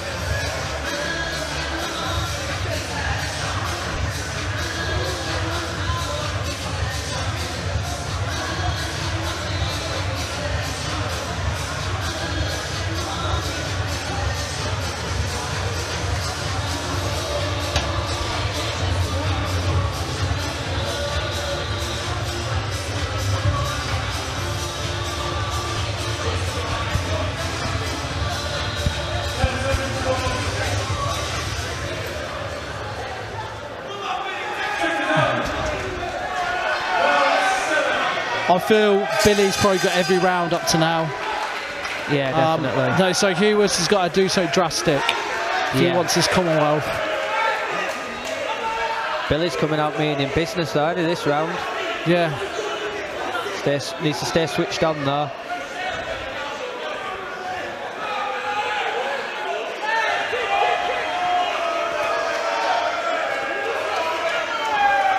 Just look at the Billy's just keeping on his chest.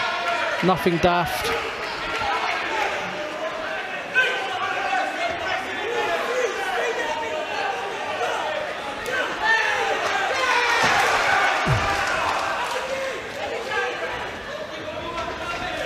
Nice shot. Pickles is just keeping the pressure on, I think. And this is where the rounds count now.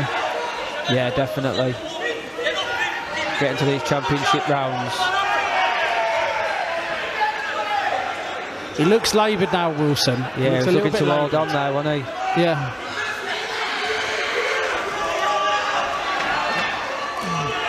Shot.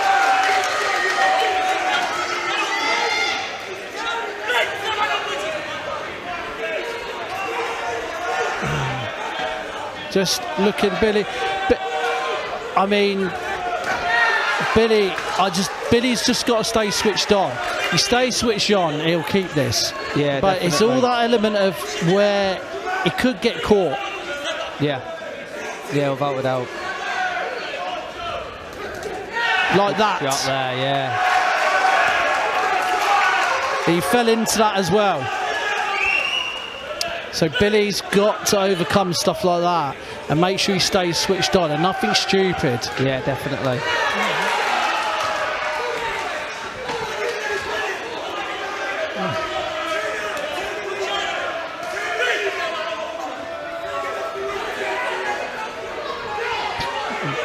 Hugh Wilson's just listened to Ryan Rose in the corner trying to turn Billy, turn your opponent like he just did there.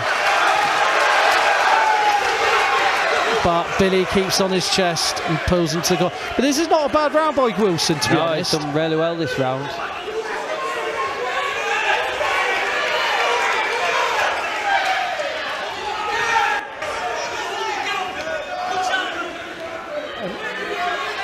And he knows, and I think Hugh Wilson's just worked out now. He needs that half a yard away from Billy Pickles to land a shot. Yeah, just to get his shots off. Yeah. And Billy Pickles just bullied him through the ropes. I mean, I think I could argue a round for Wilson here. This could be a Wilson round. Yeah, I'd definitely agree with that. But it's a little bit a case of a little too late now. Yeah, without a doubt. Now we're getting into them championship rounds. Definitely should have stepped it on a little bit sooner. But they've got some work to do in Wilson's corner. You know, with that eye and part on his nose. So Ryan Rhodes and the team have got some work to do here.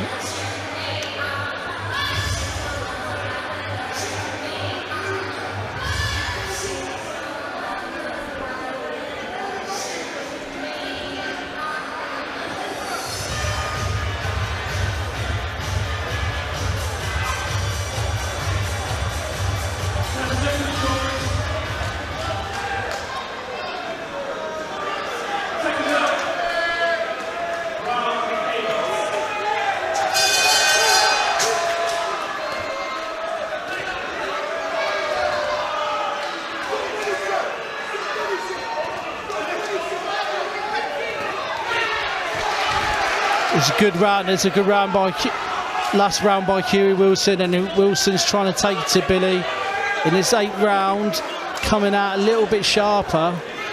But Billy's just staying on his chest, trying to not make sure those shots don't come off. Yeah, definitely staying on his chest, covering up well, isn't he?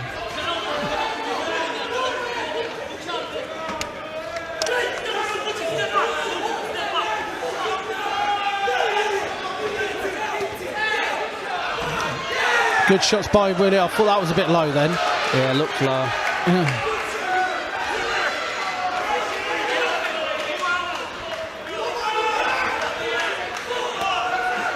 And Hugh Wilson's still hanging in there. That's another low shot, I thought.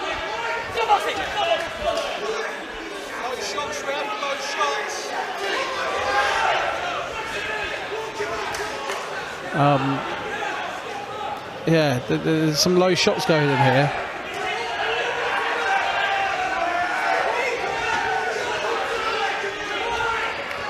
And Wilson's trying to showboat for some reason. I don't know why. Seems to be getting some confidence, doesn't he? He needs it from somewhere because this is quickly running away from him.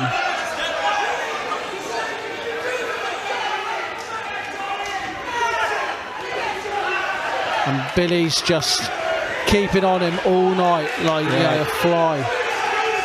Like a cheap suit. Constant pressure in it. Yeah. That's all it is. But getting on his Wilson chest. just needs that half a yard. Yeah.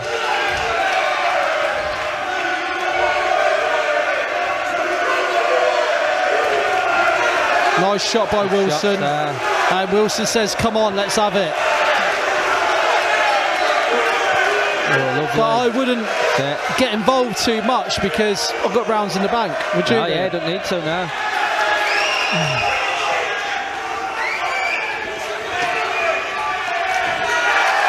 Just missed by Risker, Wilson, and Billy's mixing it up a bit now, isn't he? Yeah.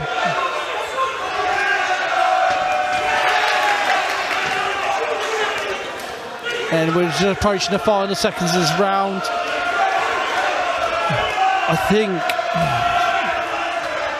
I mean, Wilson needs to do something drastic, like I keep saying. Yeah.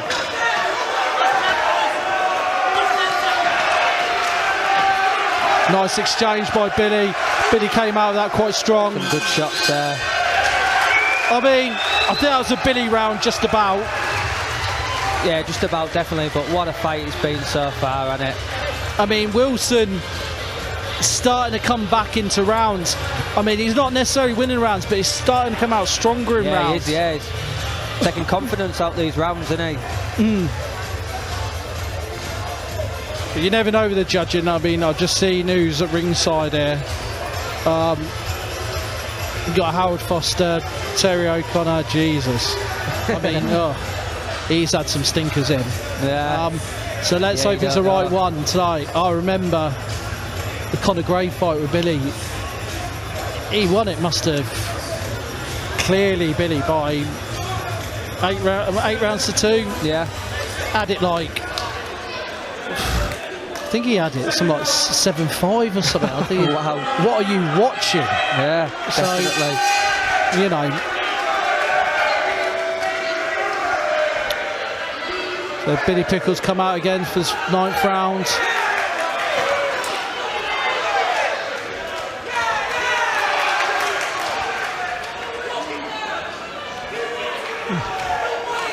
Billy Pickles just taking a look.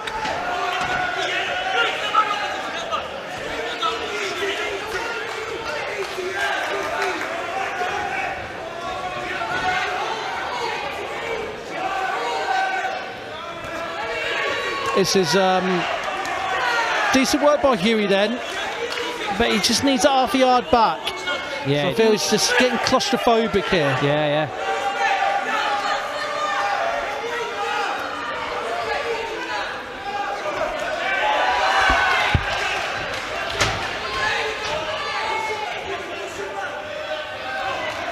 Nice shot by Billy Pickles. Lovely shot then. Sort of looked unsteady then, briefly on his feet then. Yeah.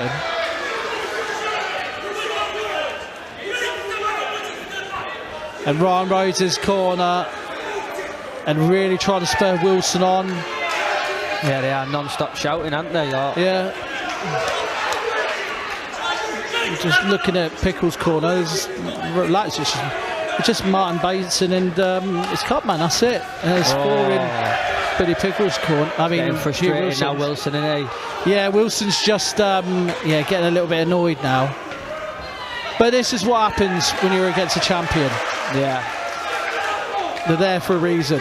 Yeah, definitely. It's going to be an interesting last round. Yes, I think so.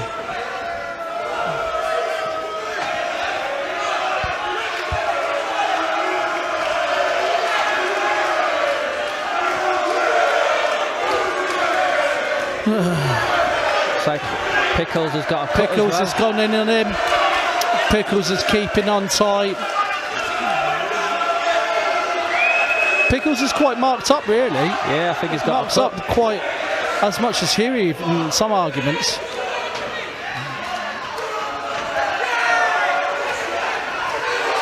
Oh, good shot by Wilson there. Yeah. It's good work.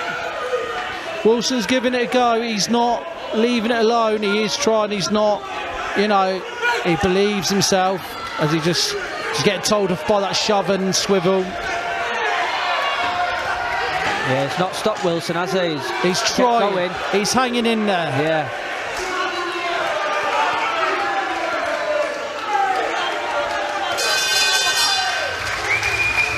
He's enjoying himself, Billy. I think he is genuinely enjoying himself. Yeah. Looks like it. If I can argue this, I think Wilson's probably got, safe to say, he's got one round maybe in this contest so far. Yeah, definitely. He's got to come out and land a shot on it now. He needs to land something because he is basically behind majorly, and he needs a knockdown. He needs something to landslide this. Yeah. This is very interesting.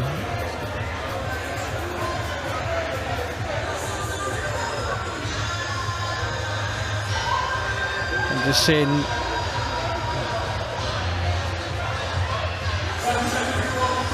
I'd like to be a fly in each corner, see what they're saying for this last round.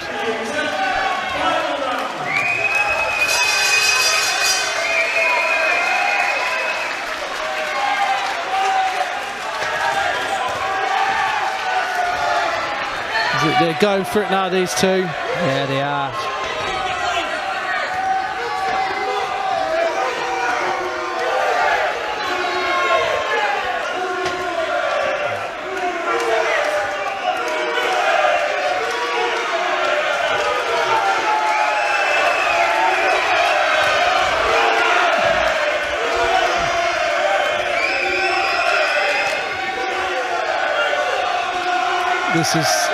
This is where this round counts. This is where everything. Yeah, it is. Everything that you've got left, you need to put it in, haven't you? Hugh Wilson's corner are trying. You can hear Billy's. You can hear Billy's crowd going for it. Half of them from Leeds. There's a few Leeds here. There's a few people from Hughie's lot. Don Clash says Sheffield. Good shot. Hugh Wilson's trying to hump for him and pour it on him. He knows it's too little, too late maybe here. Yeah, definitely.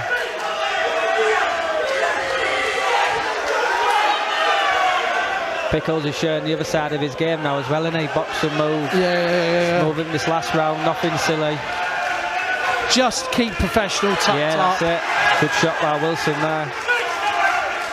But Hugh Wilson, let's not beat around the bush. He needs to go for it. Yeah, definitely. Nice shot by Pickles. Billy Pickles is enjoying himself, but he's got to make sure he doesn't get caught. He is now, yeah.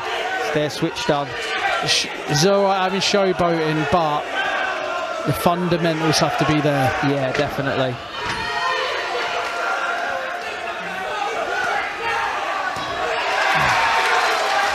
Felt that shot.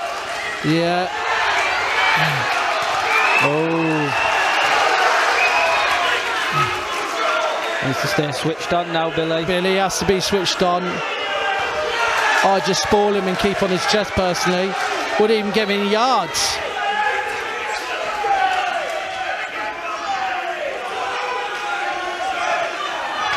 Nice shot by Billy Pickles.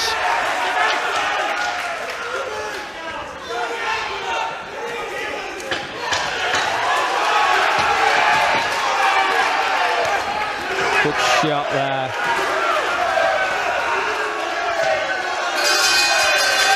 Yeah, we'll see. I think this is a Billy Pickles win, but we'll get the official announcement by Robert Blundell.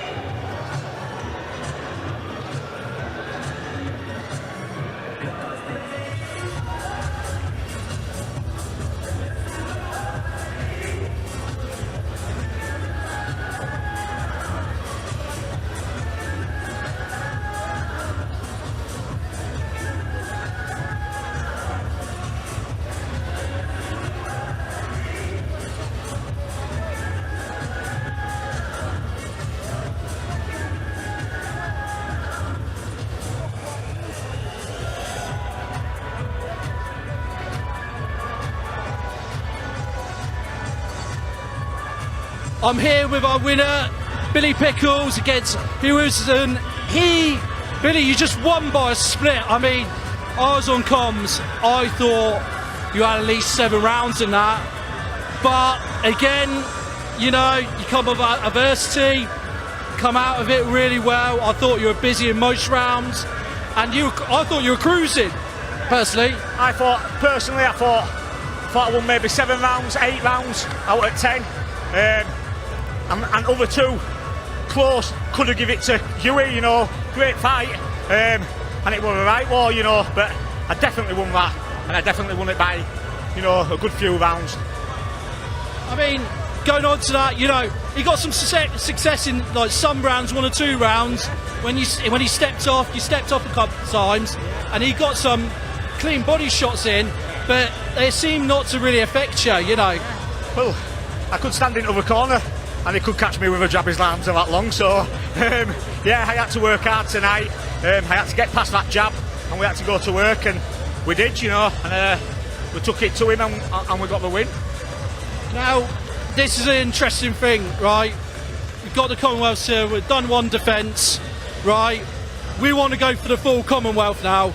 We're going to look at the Mark Chamberlain and Jack Rafferty, right, fight, and see who wins that and go for the mandatory.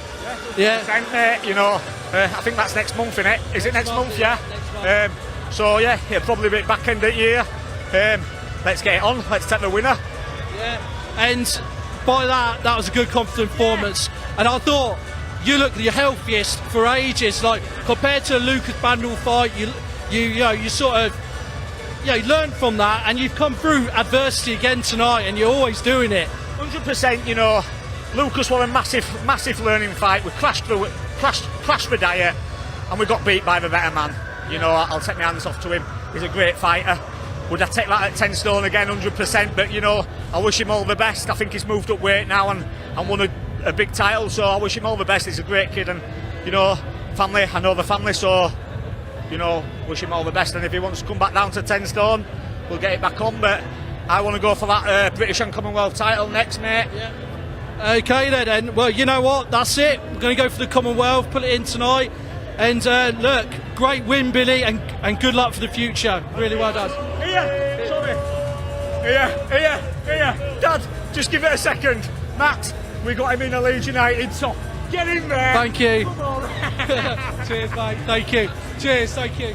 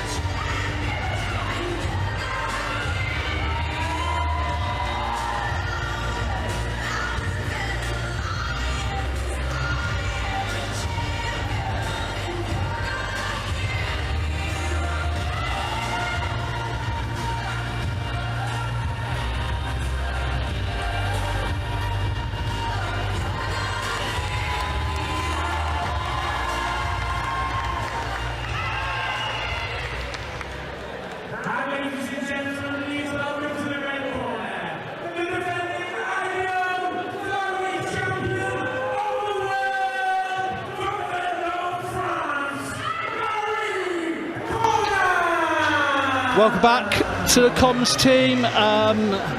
We've just obviously seen Billy Pickles win on a split, which I don't know, I'm a bit flabbergasted. I don't know, because I'm going to say this out loud. I like to say what I think. Howard Foster from Doncaster, Terry O'Connor, he's questionable in his judging. You know, Billy, he's not our fighter. You know, maybe I'm biased, but I thought he had at least 7 rounds in that. Yeah, definitely. I would say about 6 or 7 rounds to Billy. I couldn't see that as the case for a split. No, I wouldn't have said it was a split. No, I think Pickles definitely took the show, but it's what the judges like to see in it. Yeah, interesting. So we're just in for our main event. Nichola Hopewell ready in the ring, and the champion Connan in the ring now for the IBO. So interesting. Nichola Hopewell's got skills to burn Liam, and it's quite interesting. She's come over adversity and done very well, and this is a chance for her to get a world belt here. Yeah, how much, when you get to the stage, Liam, would you like a world belt? Oh, definitely. That's what every boxer dreams of, isn't it? Yeah. Do you know what I mean? Everyone wants to get to that level. So you'll make it there. You know, even just fighting for a world title, something not a lot of boxers get to do, is it? Yeah. And IBO, great belt. So it's going to be interesting to see what we're going to do and who wins this. They've got Ebony Bridges in the corner for Nichola Hopewell, so sparring against Nichola as well, so that's good company. Yeah, definitely good sparring, that, isn't it?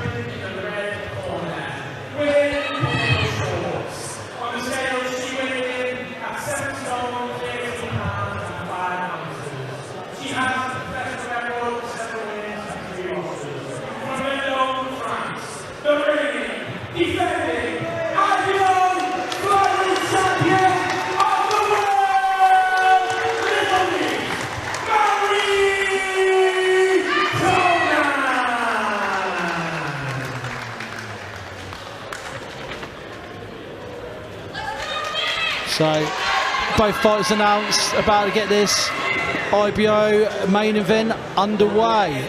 Nichola Hopewell looking to challenge and get and grab this belt off Connan. Interesting fight, Liam. Yeah, definitely going to be an interesting fight. Both look like they've come in great shape, ready to fight.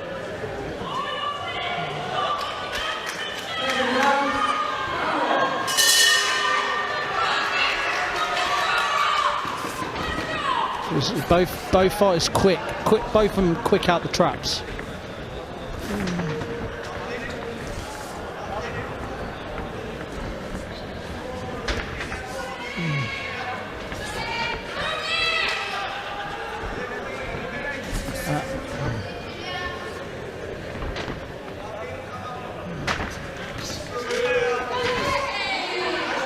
There's just some good skills here by Connan early. Like the jab in the dip. Sharp, isn't she? Yeah, very sharp. But both of them are sharp in their own right.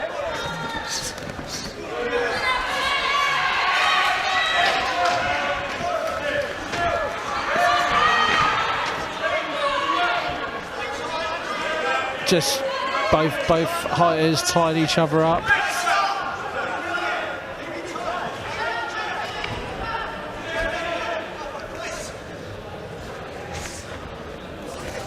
Good shot by Hopewell there.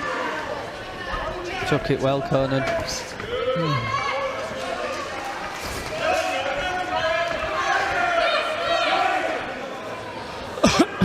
Yeah, just looking at Hopewell.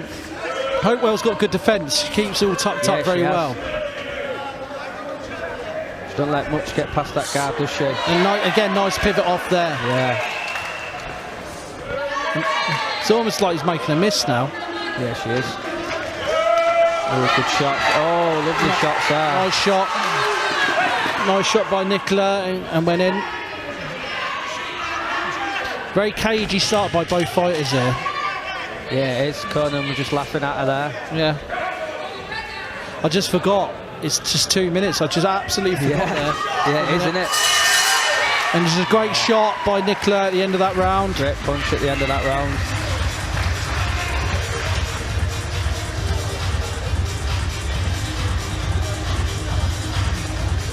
Daz Metcalf just giving instructions to Nichola. Let's see the replay of the action. Quite a fairly even round, I would say. There, yeah, Liam. it was even. So Nichola got the better of the exchanges. Yeah. And just see there. But then there's sometimes in that fight, in that exchanges, Nichola made a miss. They're just there then. Yeah, 1, 2, missed off, pivots off. They're really good to watch. She parries well. She's good at making a miss, and that's what she did in that last round.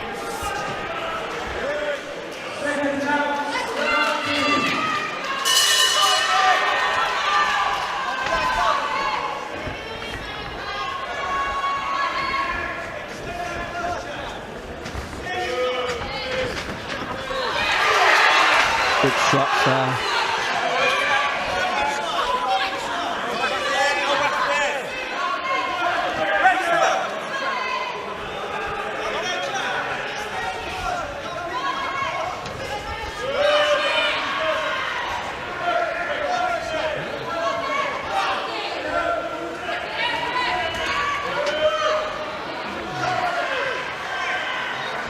Just looking at Nichola then, just getting in between each other there.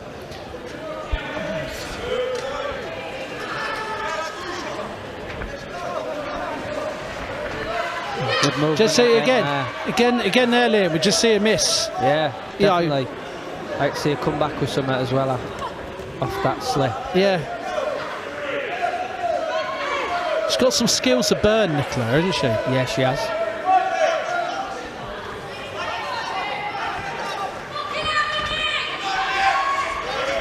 Good shots. Just keeping inside when Marie's keeping it messy and not giving her that range. No, she's not. She just needs to time her, doesn't she, as she's coming in. Yeah. But she does do that well, Nichola. I saw her in the last fight, or the fight before that. She does walk people onto the end of her right hand. Yeah. So we might see that tonight. But again, this is against a very good Marie Connan here. So we're not, it could be a nip and tuck fight here. Yeah. No, she's not going to have no problems trying to find her, is she? Because Connan's going to keep coming all night.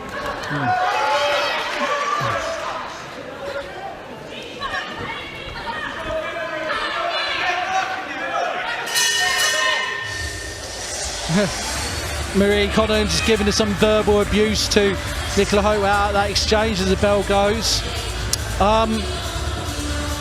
Who did you think had that round if you had to pick, if you life defender on that? I'd say Nichola. Would you say? Yeah. It's hard to, you know what, it's really hard to judge this. It is hard rounds, yeah. But I would just say Nichola.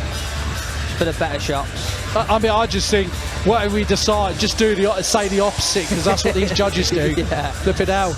If we say Nichola, they're going to say Marie, you know what I mean? You know, so, God.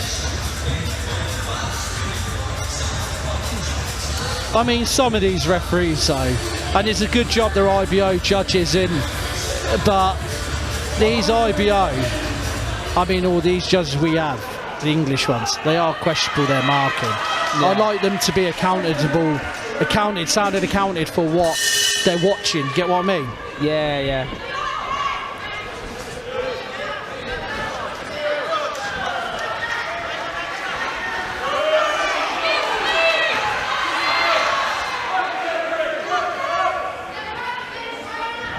Good shots there.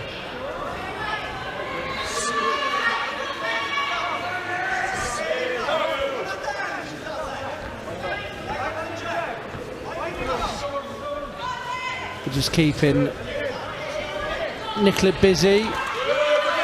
Nice exchanges. Shots then.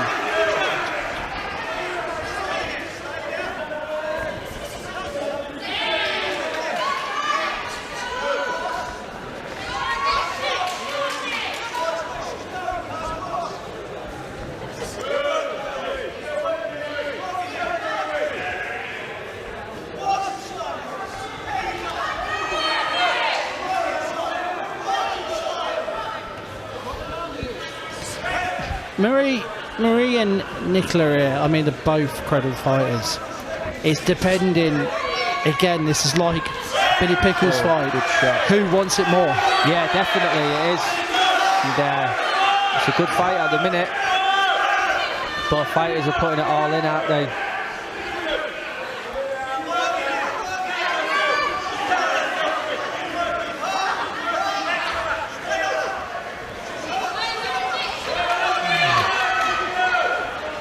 Nichola, looks like Nichola is a little bit laboured here. Yeah, Connan seemed to step it up, actually, and putting it on her a bit more now. Yeah. Oh, good shot there. Good shot by Nichola.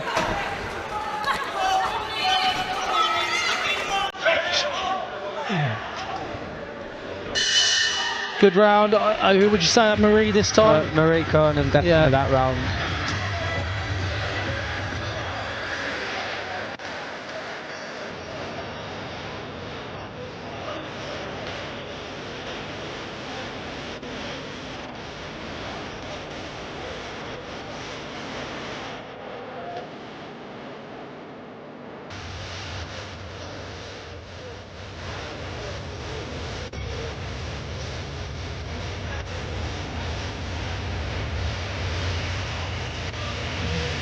I just looking Daz Metcalf giving a stern talking to Nichola.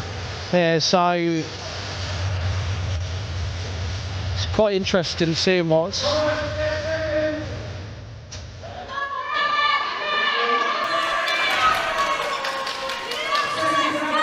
just round 4 already. It's just that extra minute off. It makes a goes difference quick, on doesn't it. Yeah. Nice exchanges.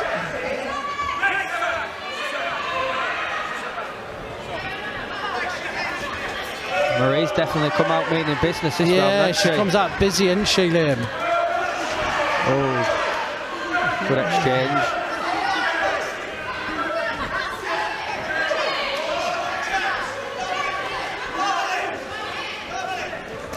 Nice shot by Marie there. Made a miss then. Yeah, she did. She's come back with something there though, doesn't she? I would have liked that hook gone to the head then. That would have been perfect. But I feel Nichola is one of these fighters that it takes time for her to warm up. Yeah. She starts getting going in round 5 or around about now. She needs to be in there for she's almost like a slow burner. Yeah. She's done that in previous fights. She say, oh, it's nothing much, and then she starts coming out of it. Yeah.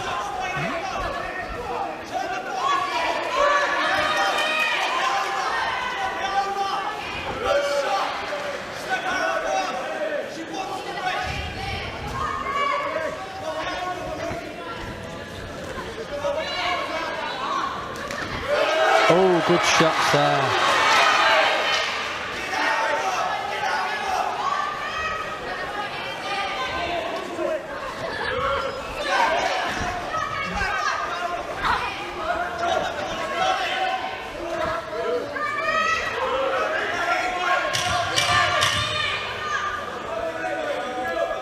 it's quite interesting exchange. They're quite fairly even. I mean, I don't know which way this is going to go, you know. On the bell, hit Marie. I mean, right, we just had round 4. Yeah. What are you scoring this? What would you say this is? Connan round for me, that. So you'll probably argue maybe 2-all, maybe? 2 apiece, yeah. 2 apiece. I'd go with that, yeah. 2 apiece. Now, my argument is when you're a challenger, and this is personal opinion, you've got to take that belt. Yeah. You've got to be pressured, and you've got to be like, it's got to be taken from you. It can't be just a points win. It's got to it's got to be clear, or you've got to know, like you've shown that you've put pressure on the fight. Yeah. So, for example, definitely turn it on and up the gears, yeah. Yeah, and like the last fight, Billy Pickles, Hughie just didn't do enough. Yeah. You see, no matter what scoring we did, you can't get over that. So, and I think Nichola needs just that little bit more from her, from her, I think. In the first 2 rounds, she was boxing her lovely, wasn't she? Making a miss, countering. And now like this, now. Yeah, just like this again. She needs to keep doing that. Nice. Made a miss. And, made a miss and he came back with a 1-2. And she's not playing for these feints, is she? No, she isn't.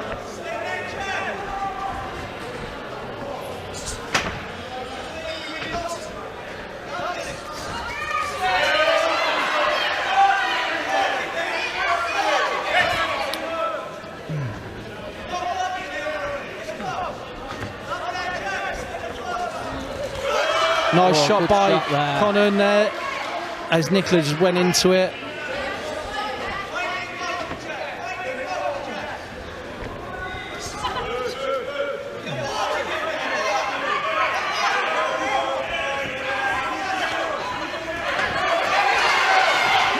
Good wear. This is, and Nicola's trying her hardest there. Nice.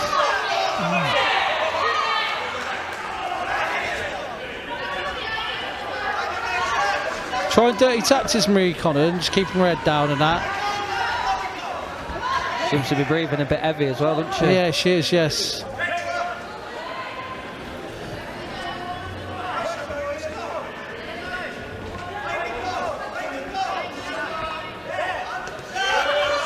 That was a good body shot. Nice body shot by Connan.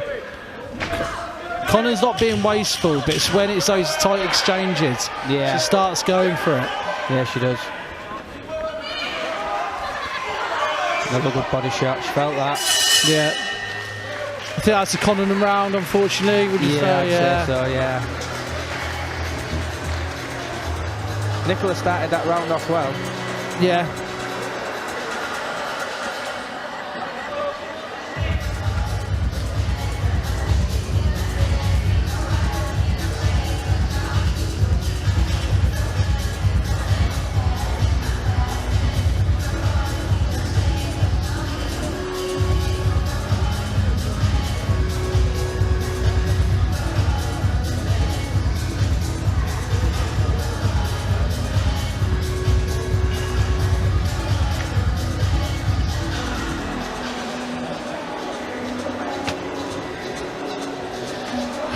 Interesting. If your dad's Metcalf, what would you be saying to Nichola right now?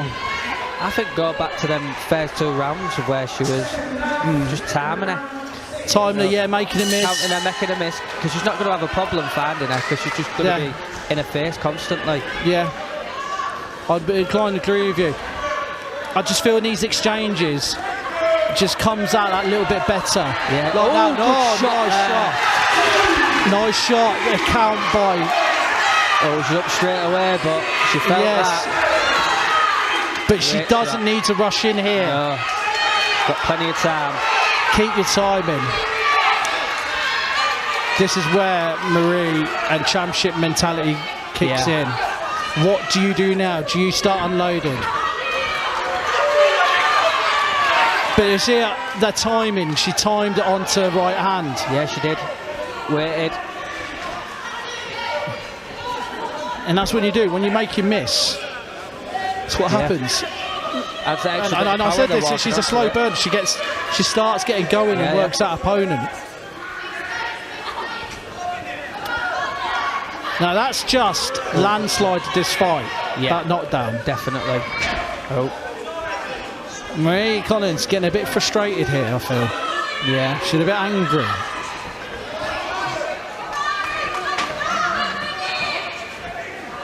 Now Nichola is sort of staying away now and say, I've got this round of the bank now. Yeah, she can catch you now.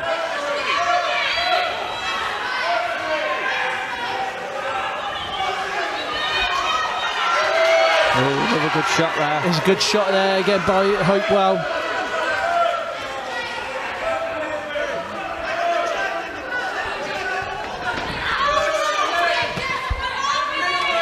And Connan's not giving up easy, but she knows she's come away from this round, and she knows she's got work to do. Because that has just put, I think, Hopewell in front now. Yeah, it's turned it around now, hasn't it? Yeah.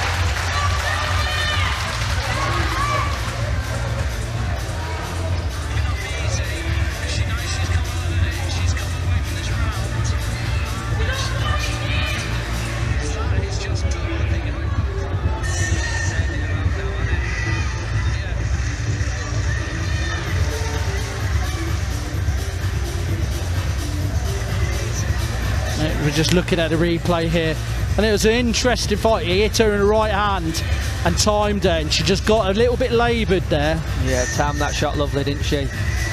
Yeah.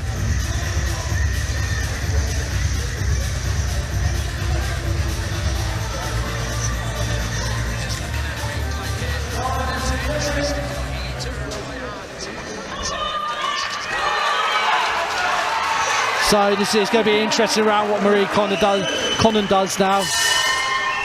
And as you can hear, Nicholas Hopewell's fans cheering her on. Marie Connan's got to prove to point now. Yeah, she has.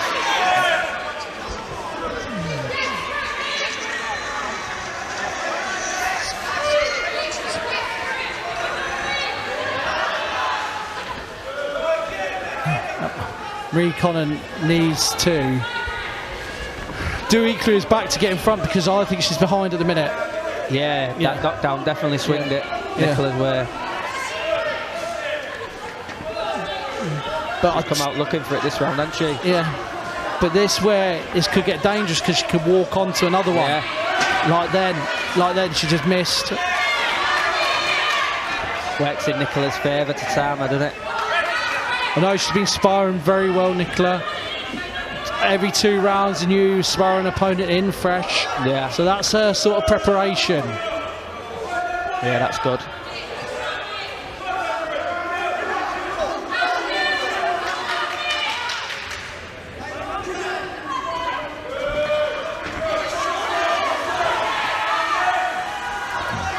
Good shot. And I like to look at live chats, and a guy called Leonard Sterling turned around and saying, how can Nichola Hopewell be in front? Well, I tell you now, young man, I'll tell you how she is in front. She got in front by the knockdown. Yep, definitely. So, come on, what are you looking at, my friend? So, that's my address to you. I like to engage with a live chat sometimes. So, Leonard, get your eyes fixed.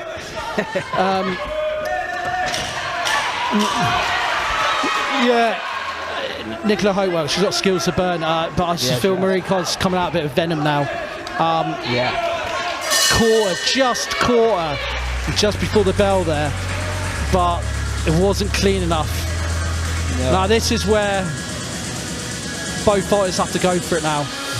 Yeah, she has to come out, give everything, hasn't she now? But you never know, because you never know what the judges are thinking. You know, we've got obviously these 3 judges and the independent judges from the IBO. So, you know, as much as we do like Terry O'Connor, Howard Foster, they will not get a deciding factor in this one. Yeah. So, unlucky. It's actually fairly done. I think Nichola I just feel those exchanges she gets into, the good but she gets too much involved. She needs to stay getting less drawn in a involved. lot, isn't she? Too much is definitely can be too damaging, if that makes sense.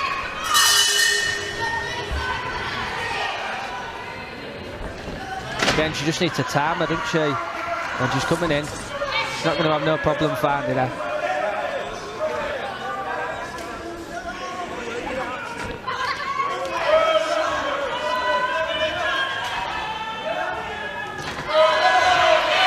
Good work by both exchanges here.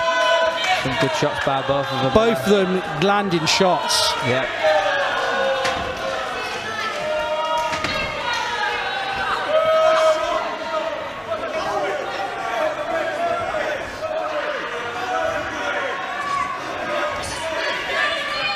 Nichola, I mean, you know, Marie Connan, you've just got to. It's champion mindset. So, what do you do here? You have to go for it if you're the champion now. You have to, don't you? Because I think she's behind now. With that knockdown, definitely you've got to go now. You can't sit back and wait a little bit. But yeah, she's on the front foot anyway, isn't she? Yeah, and I agree. But she seems like she's upped up the pace since that knockdown. Yeah. And she's trying to take it to her. Oh, good shots there. Good shots again.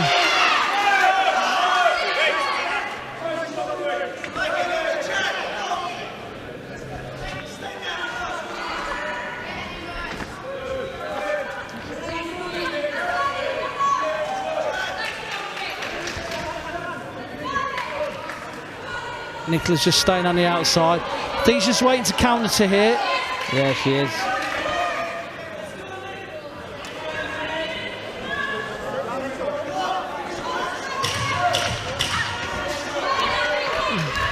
Nice shot, nice exchanges by Marie Connan out from that.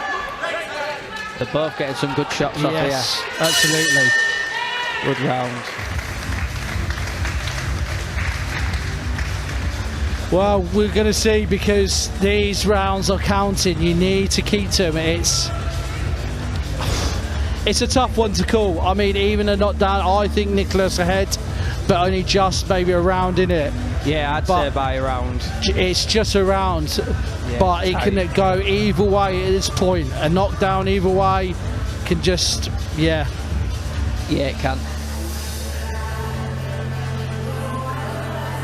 Championship rounds now, yeah, this is championship mentality. What Ben Davison always says, championship mentality, he says that to all his fights, like 9 and 10. You need to find that extra gear, don't you?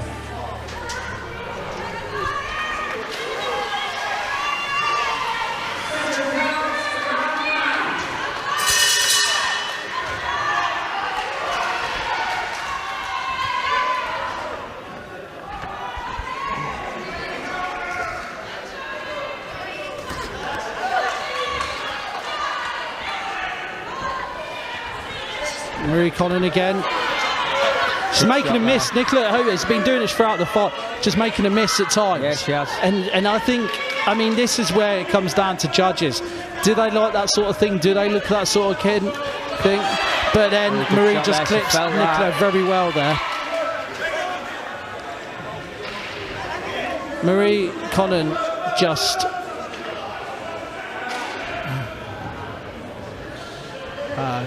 Gum Shields just come out. Get a rinse. Just don't do one of the... See what I saw by one of the cornermen. I won't say who it is at one show.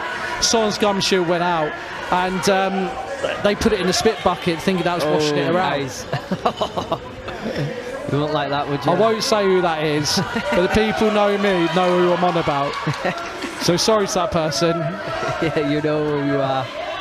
You'd be raging if you were that boxer, wouldn't you? You would, wouldn't you? Good exchanges again, but good dipping and slipping by Connan. Very busy both fighters and exchanges here. Yeah, they are. There's some work rate in this fight.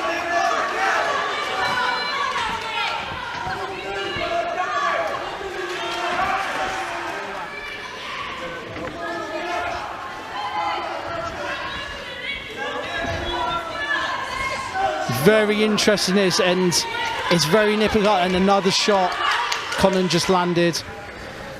I mean, you could argue this is more of a Connan round here. And as I say that, Hopewell just clipped her. The footwork is really good at Hopewell, where she just pivots off. Yeah, she does really well. Yeah. I mean, either way, this is going to go down to a split decision. Yeah, I reckon so. You know, whatever we look at. But, I mean, some of the viewers are saying, how is Hopewell ahead? I think she's ahead by a round. Yeah. By a round, maybe. You could maybe call it a draw, maybe, at the minute. But this final round will count, no doubt. Yeah, this round will be a deciding factor. Yeah, whoever wins this round will win the fight, I think. Yeah, I reckon so. But I've been wrong, Liam. I'm not. I'm not Mystic Meg. I have been wrong. So the viewers at home, please don't hammer me. Jesus.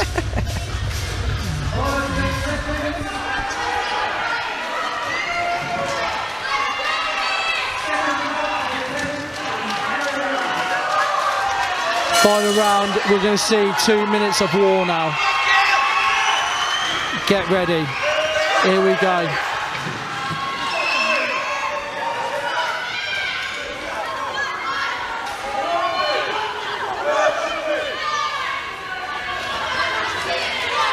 This is fantastic. It's a great fight. But both fighters, credit to them both. Yeah, they're putting in some work, aren't they? Yeah, and these are what boxing's all about. Nice clip by Connan again in an exchange. But Nichola needs to be busy here. She needs to be busy. Yeah, she does.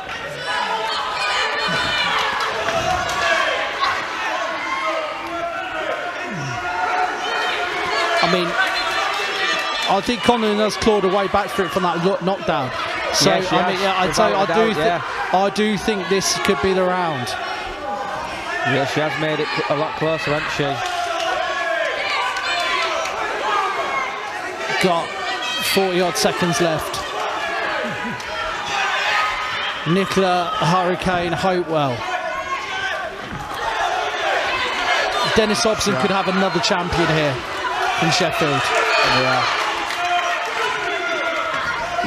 Nichola Hopewell keeping on the inside. She's trying to get that range. 20 odd seconds left. Both women are putting everything in this round, aren't they? Leave it all in the ring. Definitely.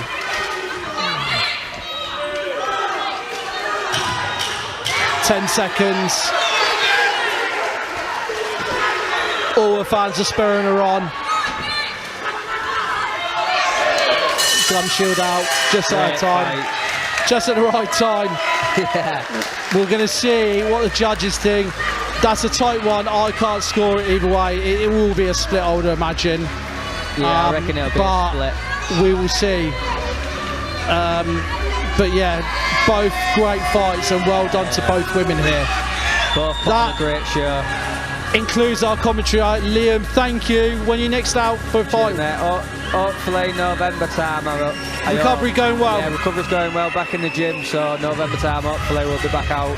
Is it against the same opponent? Definitely, mate, yeah. Revenge. Well, good luck for that, and I hope to see you there. Yeah, definitely, mate, you will do.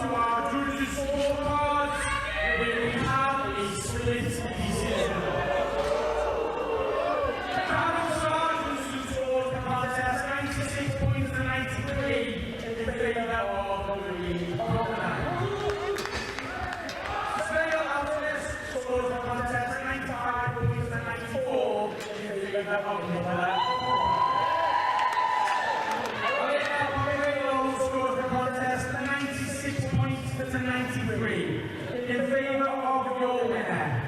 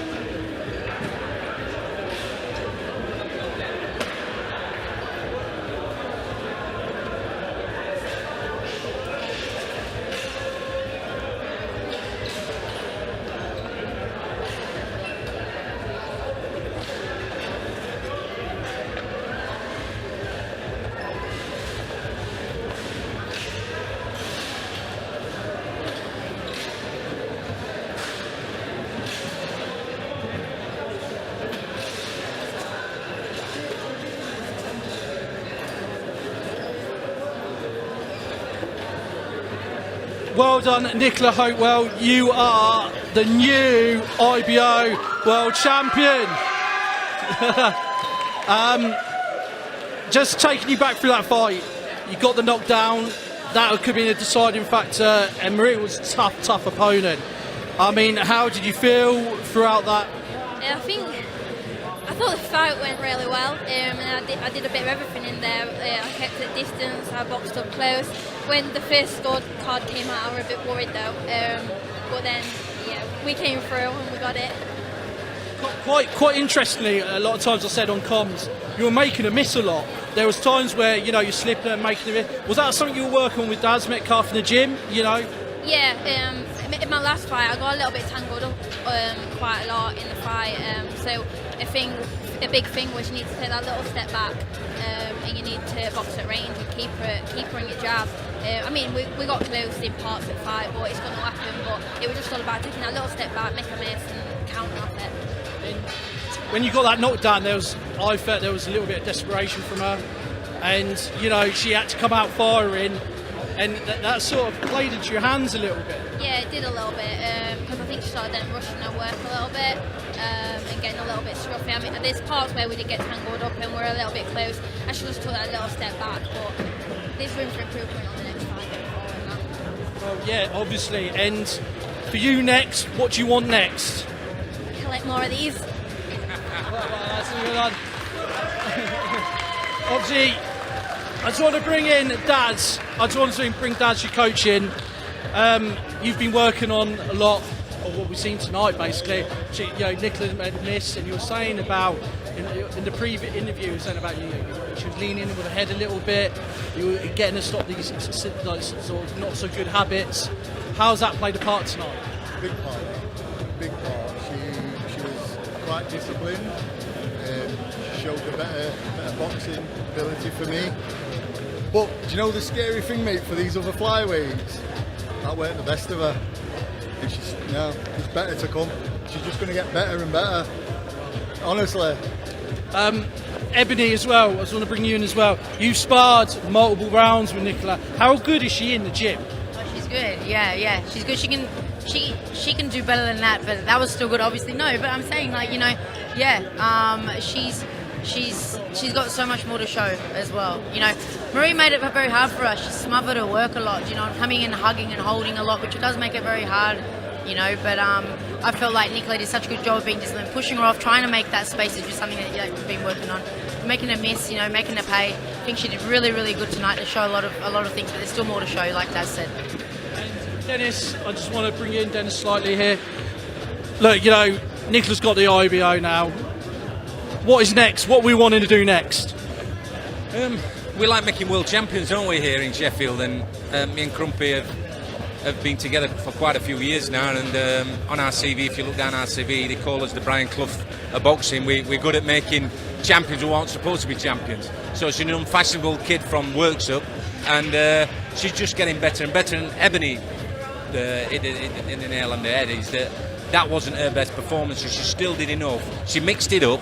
I think the deciding factor was, like you just said, about Maria got a bit more desperate when she got put down, and I think she showed her boxing ability when the bull were trying to come in. She was like a matador. That's a big word for me. At times, and so she just did enough, and she used a great boxing brain. And like Daz says, Rob says, my first ever pro boxer here, by the way, and Daniel's helped make this fight. And me and Crumpy are so proud to have another world champion. We're so pleased for you. You've got a beautiful set of supporters. You've got a lovely family. You've got a great team, and we're proud to be part of it. Just on that note, so who you want next? Another, you know, we're looking at WBC. You're the champ now. What are we doing? What do you think, Crumpy? What we should do next with Nichola? Steve, to you. To me, I get all questions then. Whatever Nichola wants to do, you know, here at Fight Zone, we're developing world champions, getting world champions, and looking after them. Whatever she wants to do, we'll support her. But if we can get that, then we'll do it. It's not a problem. Whatever Nichola wants, we'll support her.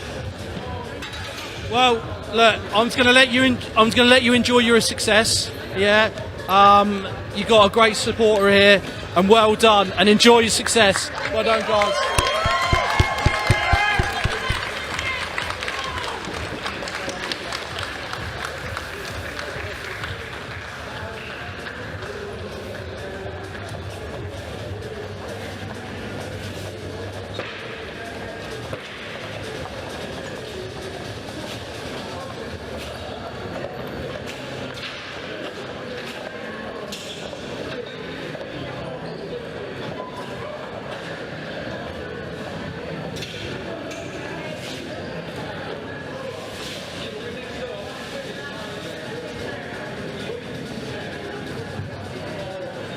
So we just had a 5-fight card. We just ended it brilliantly with, you know, we've had obviously Nichola Hopewell winning the IBO.